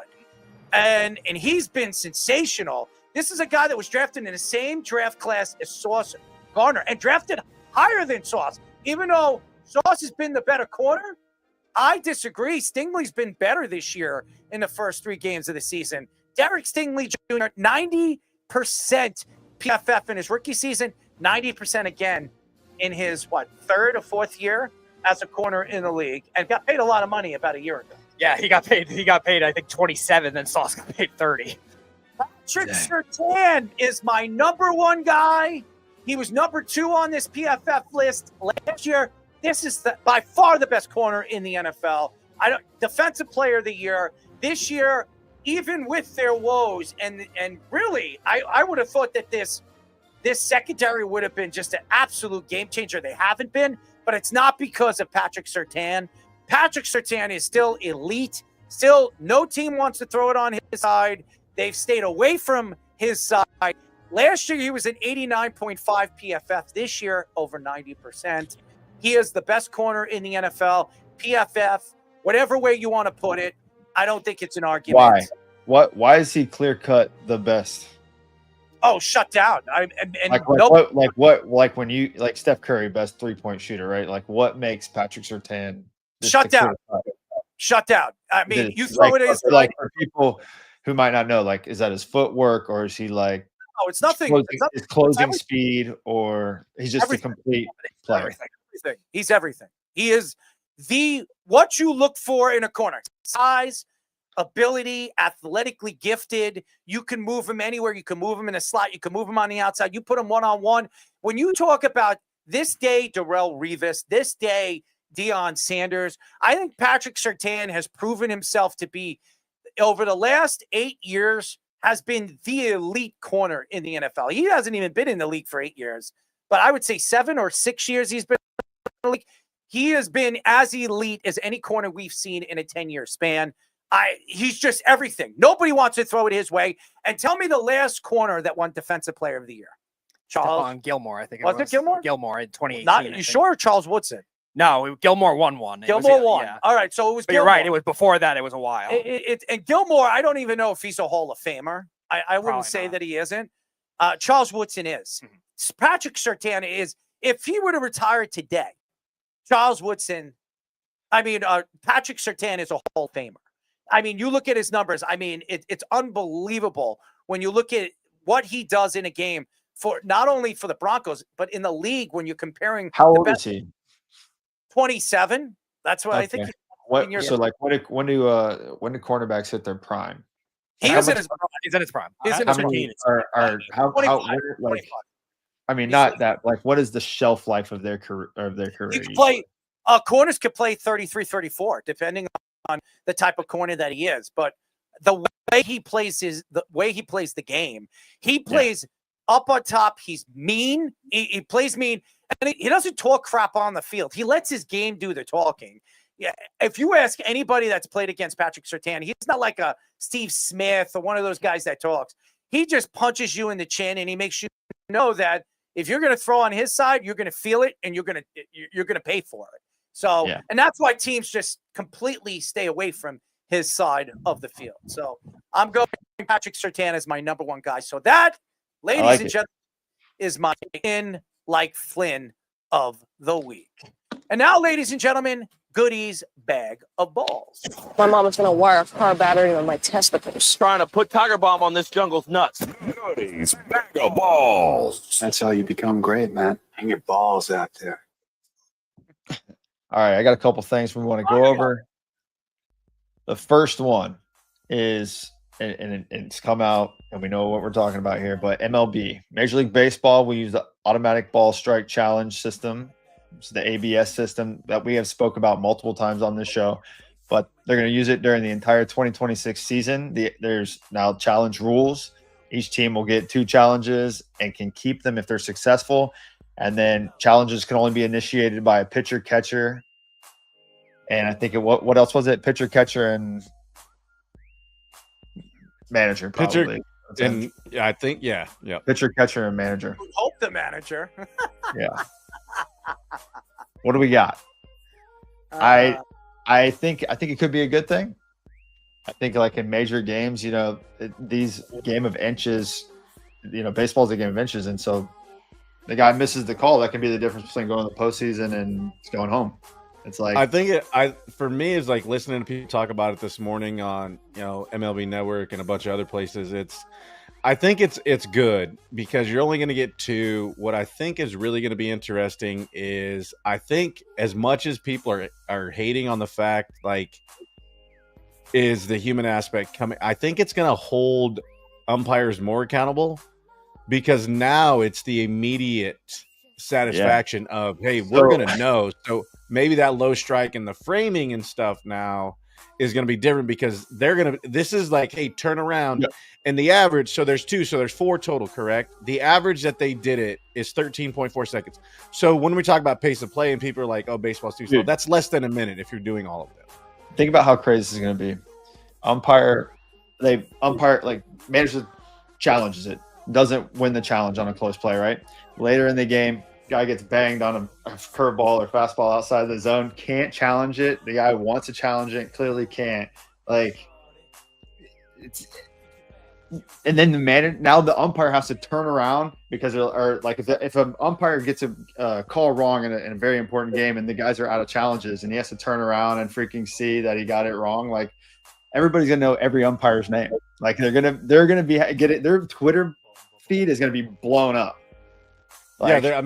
Well, you got to understand. You know what I'm saying? They're gonna get death threats. This is crazy. Yeah, and it's also it's gonna come down to strategy. Obviously, when do you use them?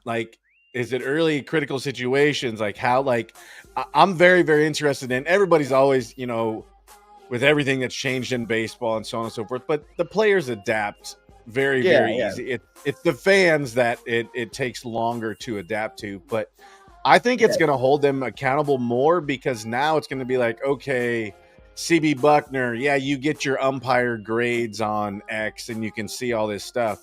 But now it's like during a game in the bottom of the ninth that could change the whole dynamic of a game and boom, sorry, you blew that one. And we're talking about, I saw one in the Dodgers Diamondbacks game just literally 5 minutes ago that was split middle, and it was a ball. And if that's in the eighth inning in a playoff game, and now you have the challenge, so there's going to be strategery in there when you use them. Yes. So I'm excited to see how it is. It's not going to be a long process, which I'm really, really excited about. Where it's boom, it's one of these. Yep. Everybody turns, sees it, average of 13 seconds. Hey, next pitch, let's go. I'm excited. I'll save them for all the ninth inning. If it's a playoff game, and what's the strategy? That's a whole nother aspect of the game that the manager has to be like, all right, dang, I have, when should I throw my challenge? Well, and also where that comes in, think about if he steps on your toes and takes one away from you. I know. So I'm there's so many things I'm excited about. If I was a manager and saving it for the ninth, it's a ballsy move. That's what I would do. I would save it for the ninth because in the ninth inning, if it's that one or two strikes that could win you the game, you're going to need those strikes because you could just say, I'm challenging it. That's a strike. Oh, and that's in the game. I understand what you're saying, Aaron, but that could also affect it in the sixth inning where you don't get the call and boom, 2-run homer. Now you're not even in the situation to get the ninth inning call. So I'm like, oh. No, there's been so many things I've looked at. I'm Errol, you don't always win the game in the ninth inning. Yes, that's when the game is over. But games are won second inning, third inning, fourth inning, fifth inning, sixth inning. So, at some point in one of those innings, you got to stop the bleeding. Do you throw the challenge flag? You know, it's interesting because if the Yankees had that when Garrett Cole and the Yankees had a 5-0 lead in that bad inning, some of those strikes, they were strikes, and they called it balls. Maybe the Yankees challenge that and get out of that inning, and maybe the Yankees win that game if they actually had this. So if you think about it, that could have changed the World Series. And it might change something in the playoffs this year. That could it will. Yeah. So it could cost other teams. Yeah, this is going to be – it's crazy. This is going to be crazy. I mean, baseball fans, traditionalists might not like it, but like you said, we don't necessarily love the pitch clock, but fans are starting to adapt. And now that, they like it. You don't even really notice it. No, or like the left-handed one out guy, right? Like the loogie. I still hate that. I like it because we're traditionalists, because we don't care how long the game's being played, because we just love to play. But people are now gambling, and like, you know, they're probably gambling on game times, I'm sure, and everything. You can gamble on everything, and it's like, you know. The other strategy thing I think you guys didn't mention yet is would you want to use that? Let's say there's like a 6 or 7 hitter that maybe draws a walk that gets on base or something like that. Do you want to use it then? Think you can extend the inning because this guy doesn't normally get on base? Do you want to use it for how many outs there are in the inning too? In addition to like when in the game you use it too, it's very interesting. And then lastly, Goody, I want to mention the comment I texted you a few months ago. Remember how when I texted you about Stephen Kwan getting screwed by all those like borderline calls? Yeah. Like double the amount of the next league. I'm sure he's happy about this rule. Yes.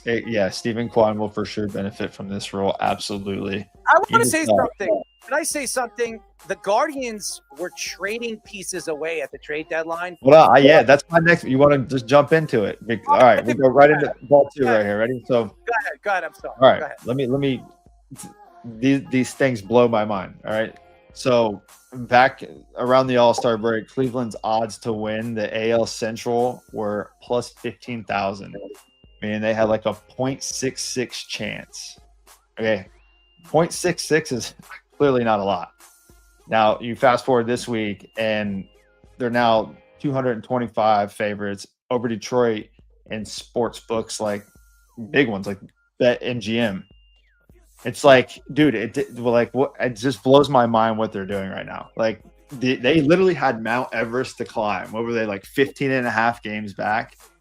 And they're there, and they've eclipsed it. And they're young, which is crazy. You know, it's so funny. And people crapped on Stephen Vogt. Like, they were crapping on him. Why is he doing this? Why is he doing that? But the manager matters. Tito matters, Stephen Vogt matters, and look what's happening. It's no coincidence.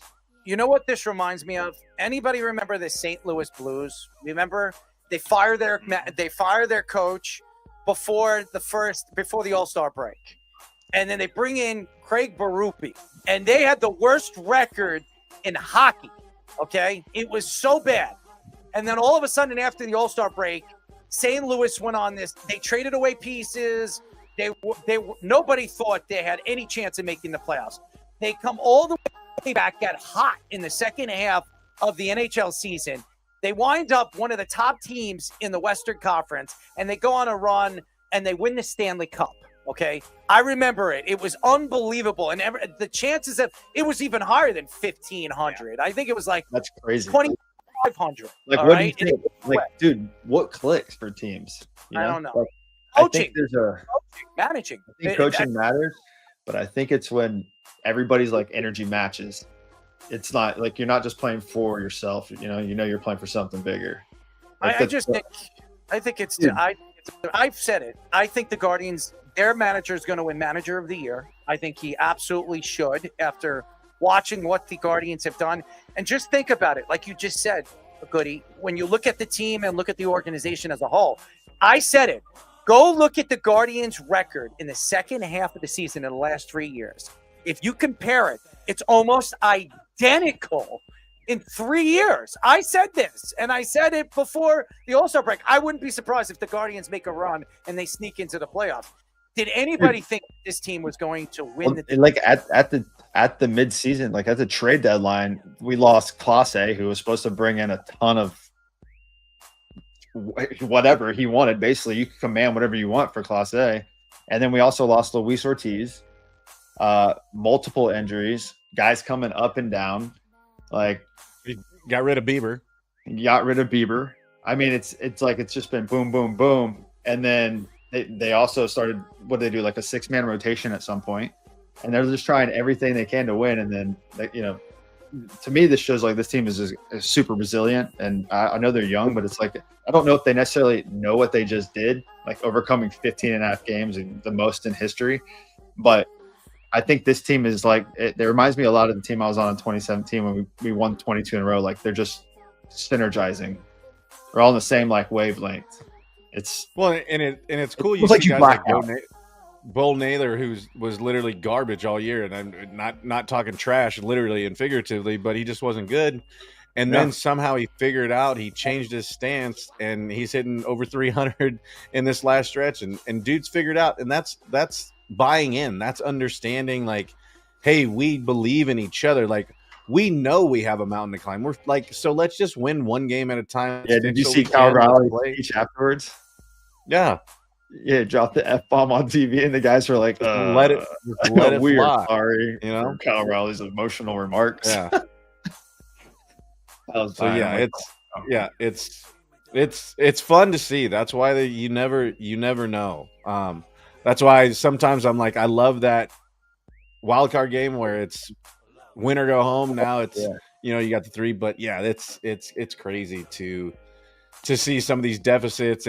And I've always wondered, do you look at it more so as them, like, is it a full derailment of the team that was in the lead, or do you like give the team credit for coming back and not looking at the number? Like, because obviously people just have to diarrhea on themselves to lose a 15.5, you know. So like, do you give more credit to the team that's overcoming that, or do you like, man, they just really blew it? I think in Cleveland's case you have to, because of what Cody described. Like, they have all this adversity they have to overcome with the scandal that are going on with their pitching. They traded other stuff away. They lost a lot of their starting rotation. And like, you see what winning does. Winning helps you forget about that other stuff. Isn't it? Yeah, that's wild, dude. And like, think about everything that they had to have overcome, and all that on Stephen Vogt too. You know, he's I can't they imagine. have a lot of, like, they have not just Taylor. They have a lot of those other guys that are like random platoon players. Like, what was it? Schneemann is the outfielder that he's. He's a stud. Yeah, he's played very well. There's a bunch of dude, like, if you aren't a baseball fan, you'd probably know about 12% of that roster. Yeah, maybe 2. You would know Jose Ramirez and he's thinking Jose Ramirez. Yeah, I mean, not really. There's Maybe Stephen Kwan. But even him, he's quiet. Like, he's not. Right. I will say this. You see, everybody was going back and forth about Cal Raleigh and Aaron Judge. I don't think it's an argument. I think, Jobby, you're right.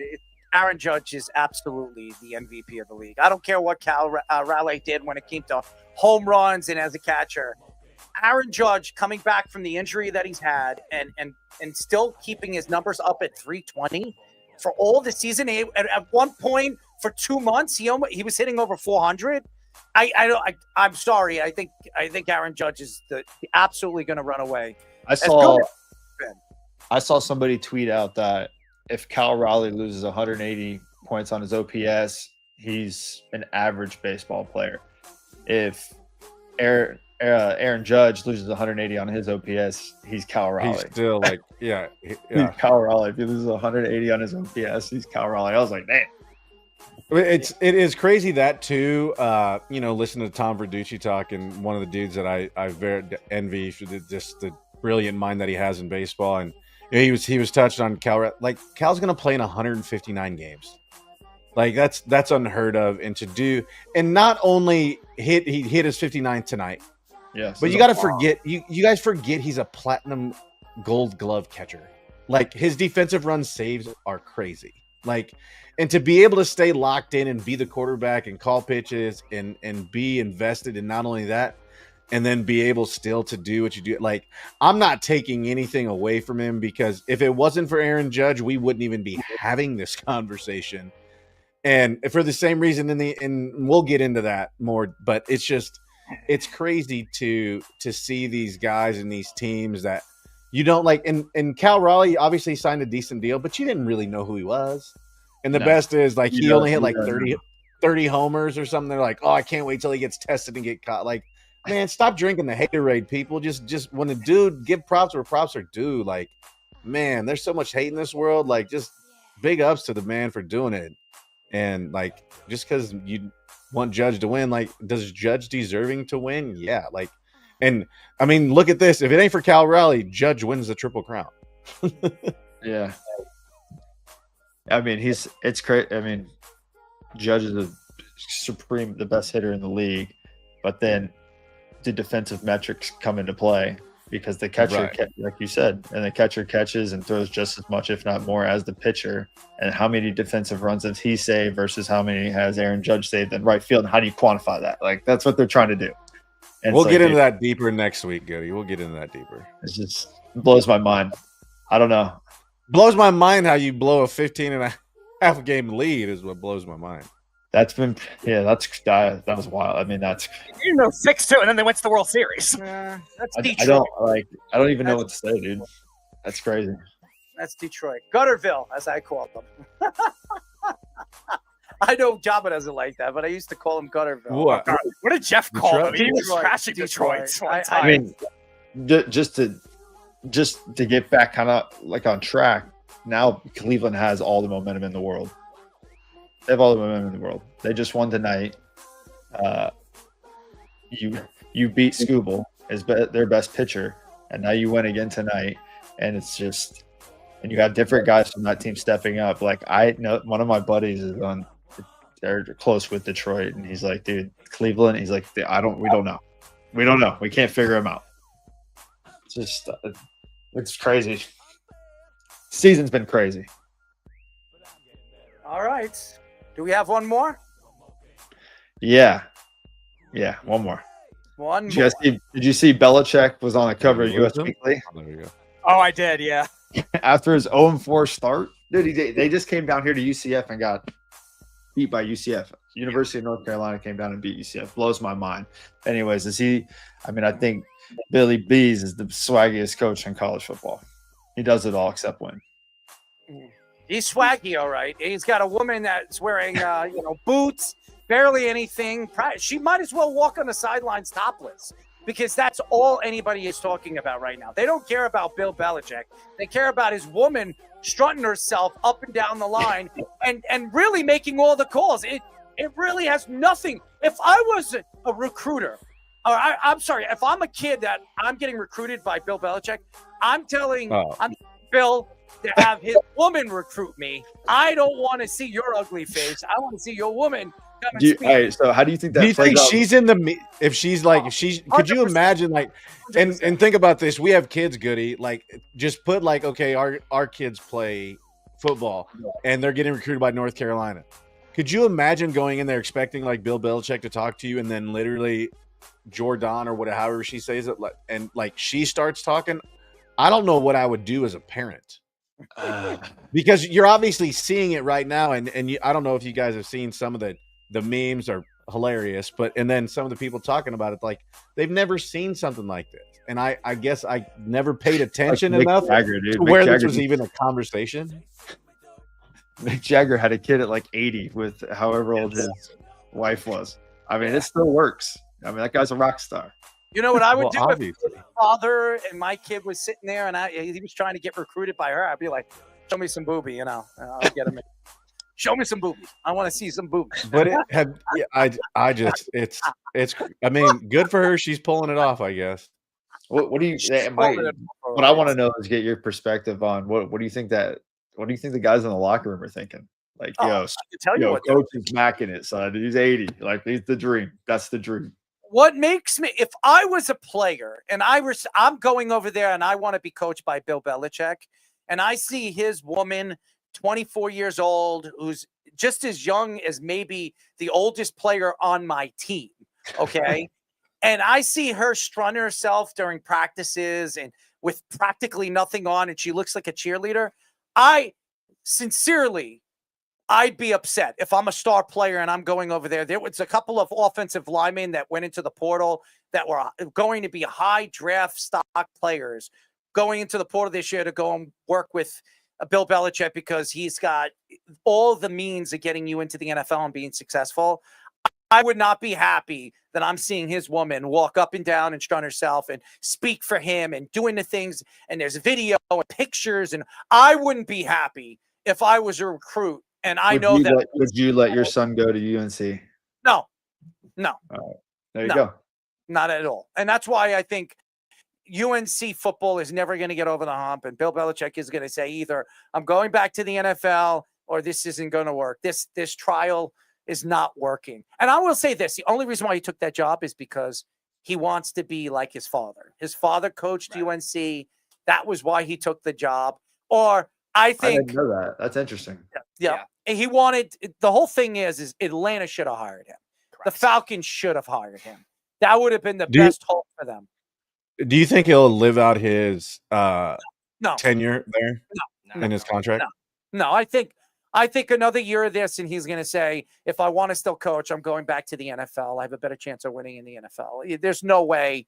There'll be teams next year that are going to open up, big name teams.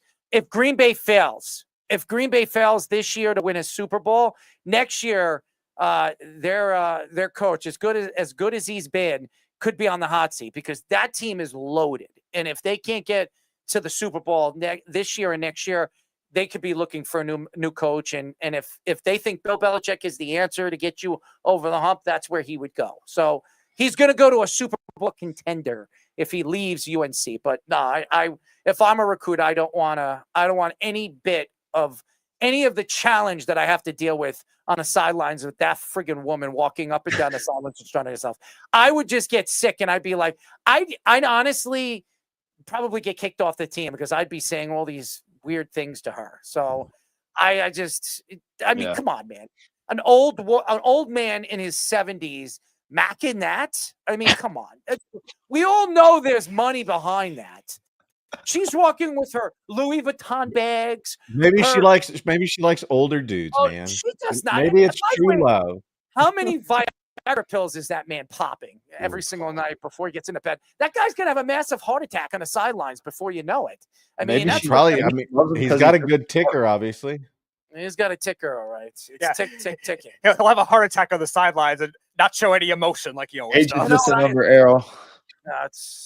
There's a lot of numbers that I would like to spit out. What Bill Belichick is holding when it comes to age is a number that I do not want to ever concede to it invest into a 24-year-old woman. Okay. That's sad. Okay. That's sad that if I was a father of hers, I would be upset. I would be really, really upset. I'd be like, what the hell do you see in a 77-year-old man? Okay. It's definitely not his pork rind in his pants. Okay. Am I misspoken here? Like she had like a book autographed by him when she was like 12? I think so. I don't know what the hell is up with her father. I mean, our father, who's probably younger, 50 years old. I mean, he's 20 years older than her father. And he's allowing this disgustingness. I mean, this is disgusting. All right. And I don't like it because Bill Belichick is not doing his job. His mind is not into football. It's into titties and ass. That's what I would be. That's what my mind will be in. Oh my God, I can't wait to mac that thing. Oh man, I'm gonna get her in that Louis Vuitton. I don't know that. Oh boy. I bought her a Louis Vuitton bag. I'd rather her just wear that. Louis Vuitton cut up hoodie. Something, man. Oh boy. Could you imagine her wearing Bill Belichick's half cut, hoodies? Right.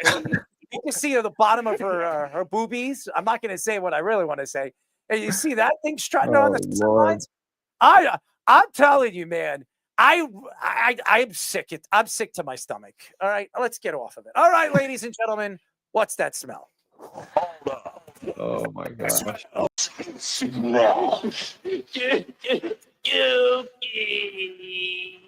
Wow. You don't see that every day. All right, ladies and gentlemen, what's that smell? And we're going to get Jarrett in here because we don't have fish.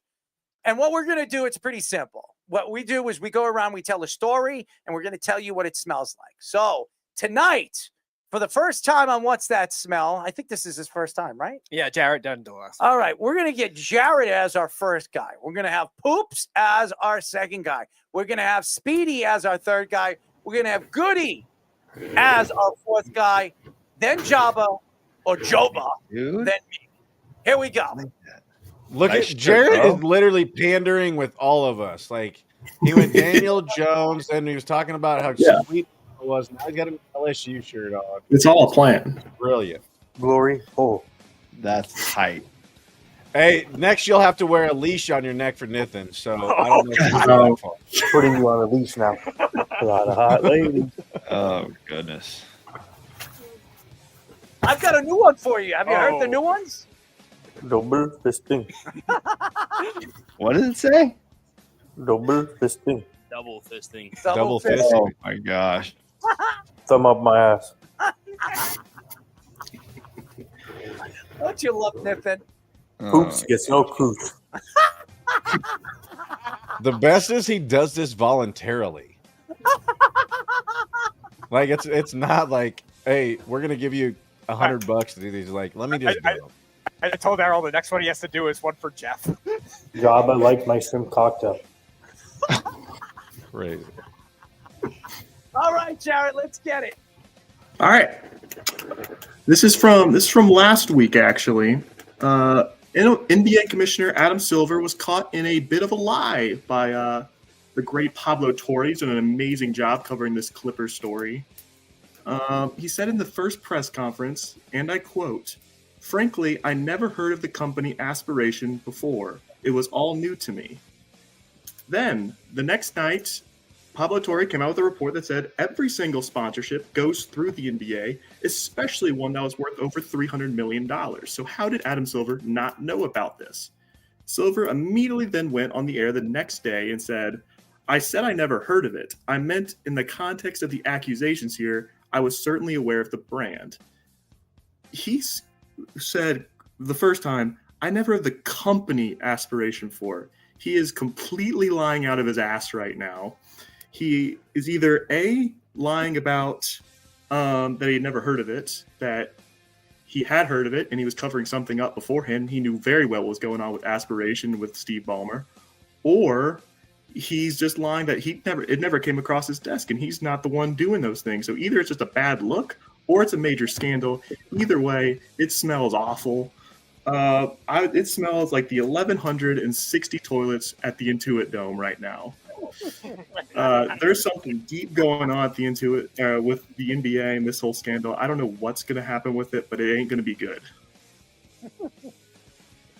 All right. Yeah, All right, Silver and that gang over there in the NBA is definitely quite the spectacle. But I'm gonna I try not to kind of stay on the same topic with my What's That Smells back-to-back week, but I have to go back to some wrestling because I was already conversating with Jabba and Jared in the chat last show and already got their opinions. But oh my God, for the first ever pay-per-view on ESPN for WWE, WrestlePalooza was absolutely garbage. It was hot trash. All the matches on that card absolutely were underwhelming besides one match, which was the women's match to crown a women's world champion now that the title is no longer vacant. However, it was very poorly done. The return of AJ Lee match was very underwhelming. Like I said, the match between Brock Lesnar and John Cena for the last time ever, absolutely a squash match. I don't even know what they were thinking with that match. And on top of that, I want to mention how a lot of people that I know personally as well, all over Twitter, all over the world, were not even able to watch the pay-per-view. They were having troubles right out of the gate from trying to purchase the $30 price tag on ESPN. So it was just a huge mess. I ended up getting a VPN. Anybody that's watching, make sure you get your VPN and go on Netflix and watch it because that is the only way you can actually watch it reasonably. So what does it smell like? It smells... Oh, and I'd even mention ESPN as well gave WrestlePalooza a C rating. So that's pretty embarrassing, the fact that their own network gave it a C rating. But it honestly smells like a palooza of turds excreting or exasperating or seeping from a clogged toilet over in Indiana. So Hoops gets no cooch. there we go. All right. Scoop sits on the shitter. Goody, you talked about Belichick and Jordan Hudson's relationship. I'm going to stay in college football with another relationship, and that is Lane Kiffin's daughter. Thumb up my ass. Landry Kiffin is come out on Instagram that she is dating LSU linebacker Whit Weeks, and posted on Instagram LSU's best player, LSU's best linebacker, something like that. The only LSU linebacker I'll respect, and the linebacker Weeks responded in the comment section. I've heard he's a pretty good guy as well. And actually, Lane Kiffin and his petty self goes, bet the over in this game, and we're playing mind games with these guys. This is peak mind games right there. As LSU will take on Ole Miss at Ole Miss this Saturday. Number 3 versus number Smell my 13 in the country. Very funny story. What does it smell like? Well, there's a dairy plant in Mississippi called Kajuko that apparently smells like spoiled milk. So that smells like Giants legend Evan Engram, an Ole Miss alum, sitting in that lagoon for the entire game. Breaking news. I got to go back off now. Hey, you got to root for Lane Kiffin. He's from Lincoln. Oh. You got to root for Weeks. Goody has no Woody. He's in Kiffin. Will Weeks apparently had enough of a Woody to get hurt. All right. Just whip this one up. Did anybody see this? Peter Fairbanks blew a kiss to the Orioles. It looked like the Orioles dugout, but now he's saying that the kiss was meant towards a fan, and it looks to me like he's backtracking on what he was actually, like he hit the guy, apologized, and now he blew a kiss to him because he shut him down, and now he goes into the media and he has to come up with some story to make him look like a good guy. Smells pretty fishy to me. Like, I don't know, opening up tuna cans and sticking them under your girlfriend's car seat and letting it simmer in the sun. Smell my ass. Breaking news. I need breaking You sure that's the car seat or just not her? Yo, my dad said that he did that to somebody in high school, and they said they could not find it, and their whole car smelled like tuna for months. Goody, you want some Kajuko dairy plant spoiled milk topped on that tuna to add to it? Yeah, just pop it. Oh my gosh, could you imagine? No, that's gross. Yeah, there'd be none of that going on. This dauber in the dirt. Yuck. Yuck. You're the one who said it. Oh, yeah. I mean, yeah, but not about that, I guess. Pulled it out of my ass. Yep, for sure. All right, is it my turn yet? Yep. So I'm going George Springer crying per kind of the usual. As he hits a ball down the line and then he gets in. Tough call either way. I will give him that. But at the same time, then he's gone and you see him in the dugout just absolutely moaning. Like, if you just want to give it to New York, just give it to him. Like, blah, like what? Like, first of all, grow up. Second of all, grow up. Third of all, grow up. And you know what it smells like? You've already cheated once. You're trying to cheat again. It smells like not only tuna under the seat, but her legs spread, even making it smell worse when it's Shark Week. This makes my pecker hard. That does not. Dude, what are we doing? Like the streaks in my britches. Oh, the wheels always fall off on this segment every time. All right, the final What's That Smell goes to get ready, guys, Indiana Fever. It is unbelievable what's going on right now without Caitlin Clark, Sophia Cunningham, Aaliyah Boston, Chloe Bibby, Lexi Hall, Kelsey Mitchell. Oh, my God. They have one more game left. If they win this game, they're going to the WNBA Finals without Caitlin Clark. Who would have thought this to happen? Their best player, one of the best players in the WNBA, was lost for almost a month and a half. And then going into the playoffs, knocking off the champion Liberty, knocking off that team. And then the Liberty firing their coach right after that loss, who just won a championship last year and went to a Eastern Conference Finals the year before, and then they fired their coach right after that loss. It's unbelievable what the Fever is doing. If they win a championship without Caitlin Clark, does Caitlin Clark come back for the WNBA championship to help them win? I mean, it is an unbelievable story. If they do it, congratulations to them. What a remarkable run. What a remarkable run. What it smells like? What does that smell like? It smells like roses coming out of Nithin's ass. Wow. So it smells like kind of good, but a lot more bad. Breaking news. I don't You know. want to jerk I don't me know. off? Sophie Cunningham is Jabba's girl. I don't Breaking know. news. Speedy's mom. Gotta go back off now. They call me the ladies' man. She's still your girl. This guy is out of his mind. I seriously think this guy is out of his mind. These takes are some of the. I tell him to do something, and this guy will tell. He will do anything. Blowjob. I mean, everything. I love Lisa Ann. He definitely loves Lisa Ann. This man has been trying to get Lisa Mann on this show. Lisa Ann on this show. I call her Lisa Mann because she's been with every single man. But I mean, it's. Has anybody seen the movie Joanna Man? Has anybody seen the movie? That movie is hilarious. It's funny. And it is a funny movie. I can watch that over and over and over again and laugh every single time.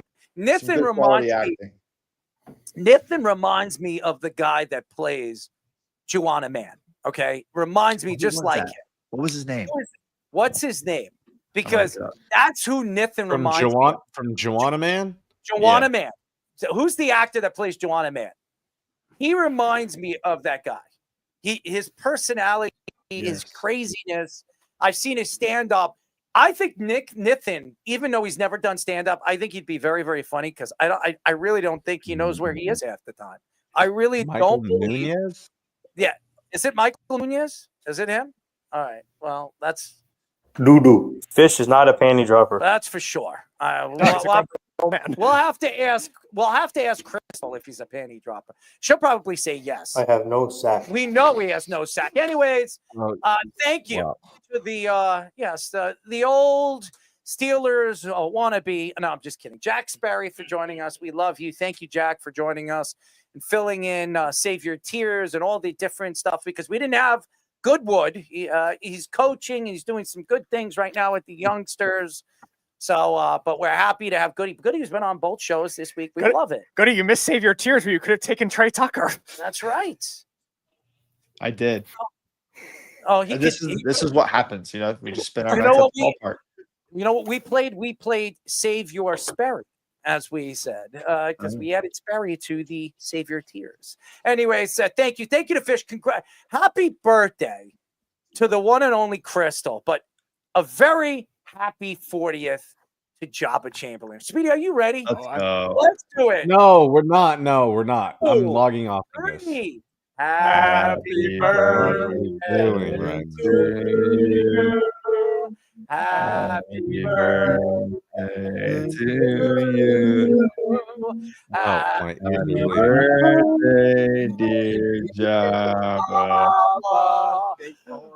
Happy birthday to you. Droba. Oh yeah.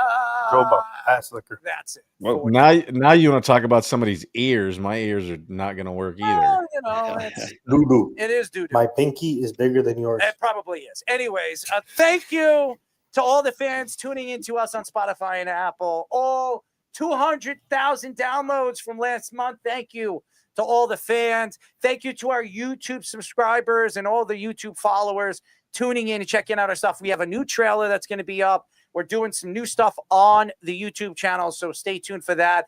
Thank you to all the guys and girls following us on TikTok, Instagram, X, Facebook, all of them. Jabba in the mouth. We really appreciate you guys.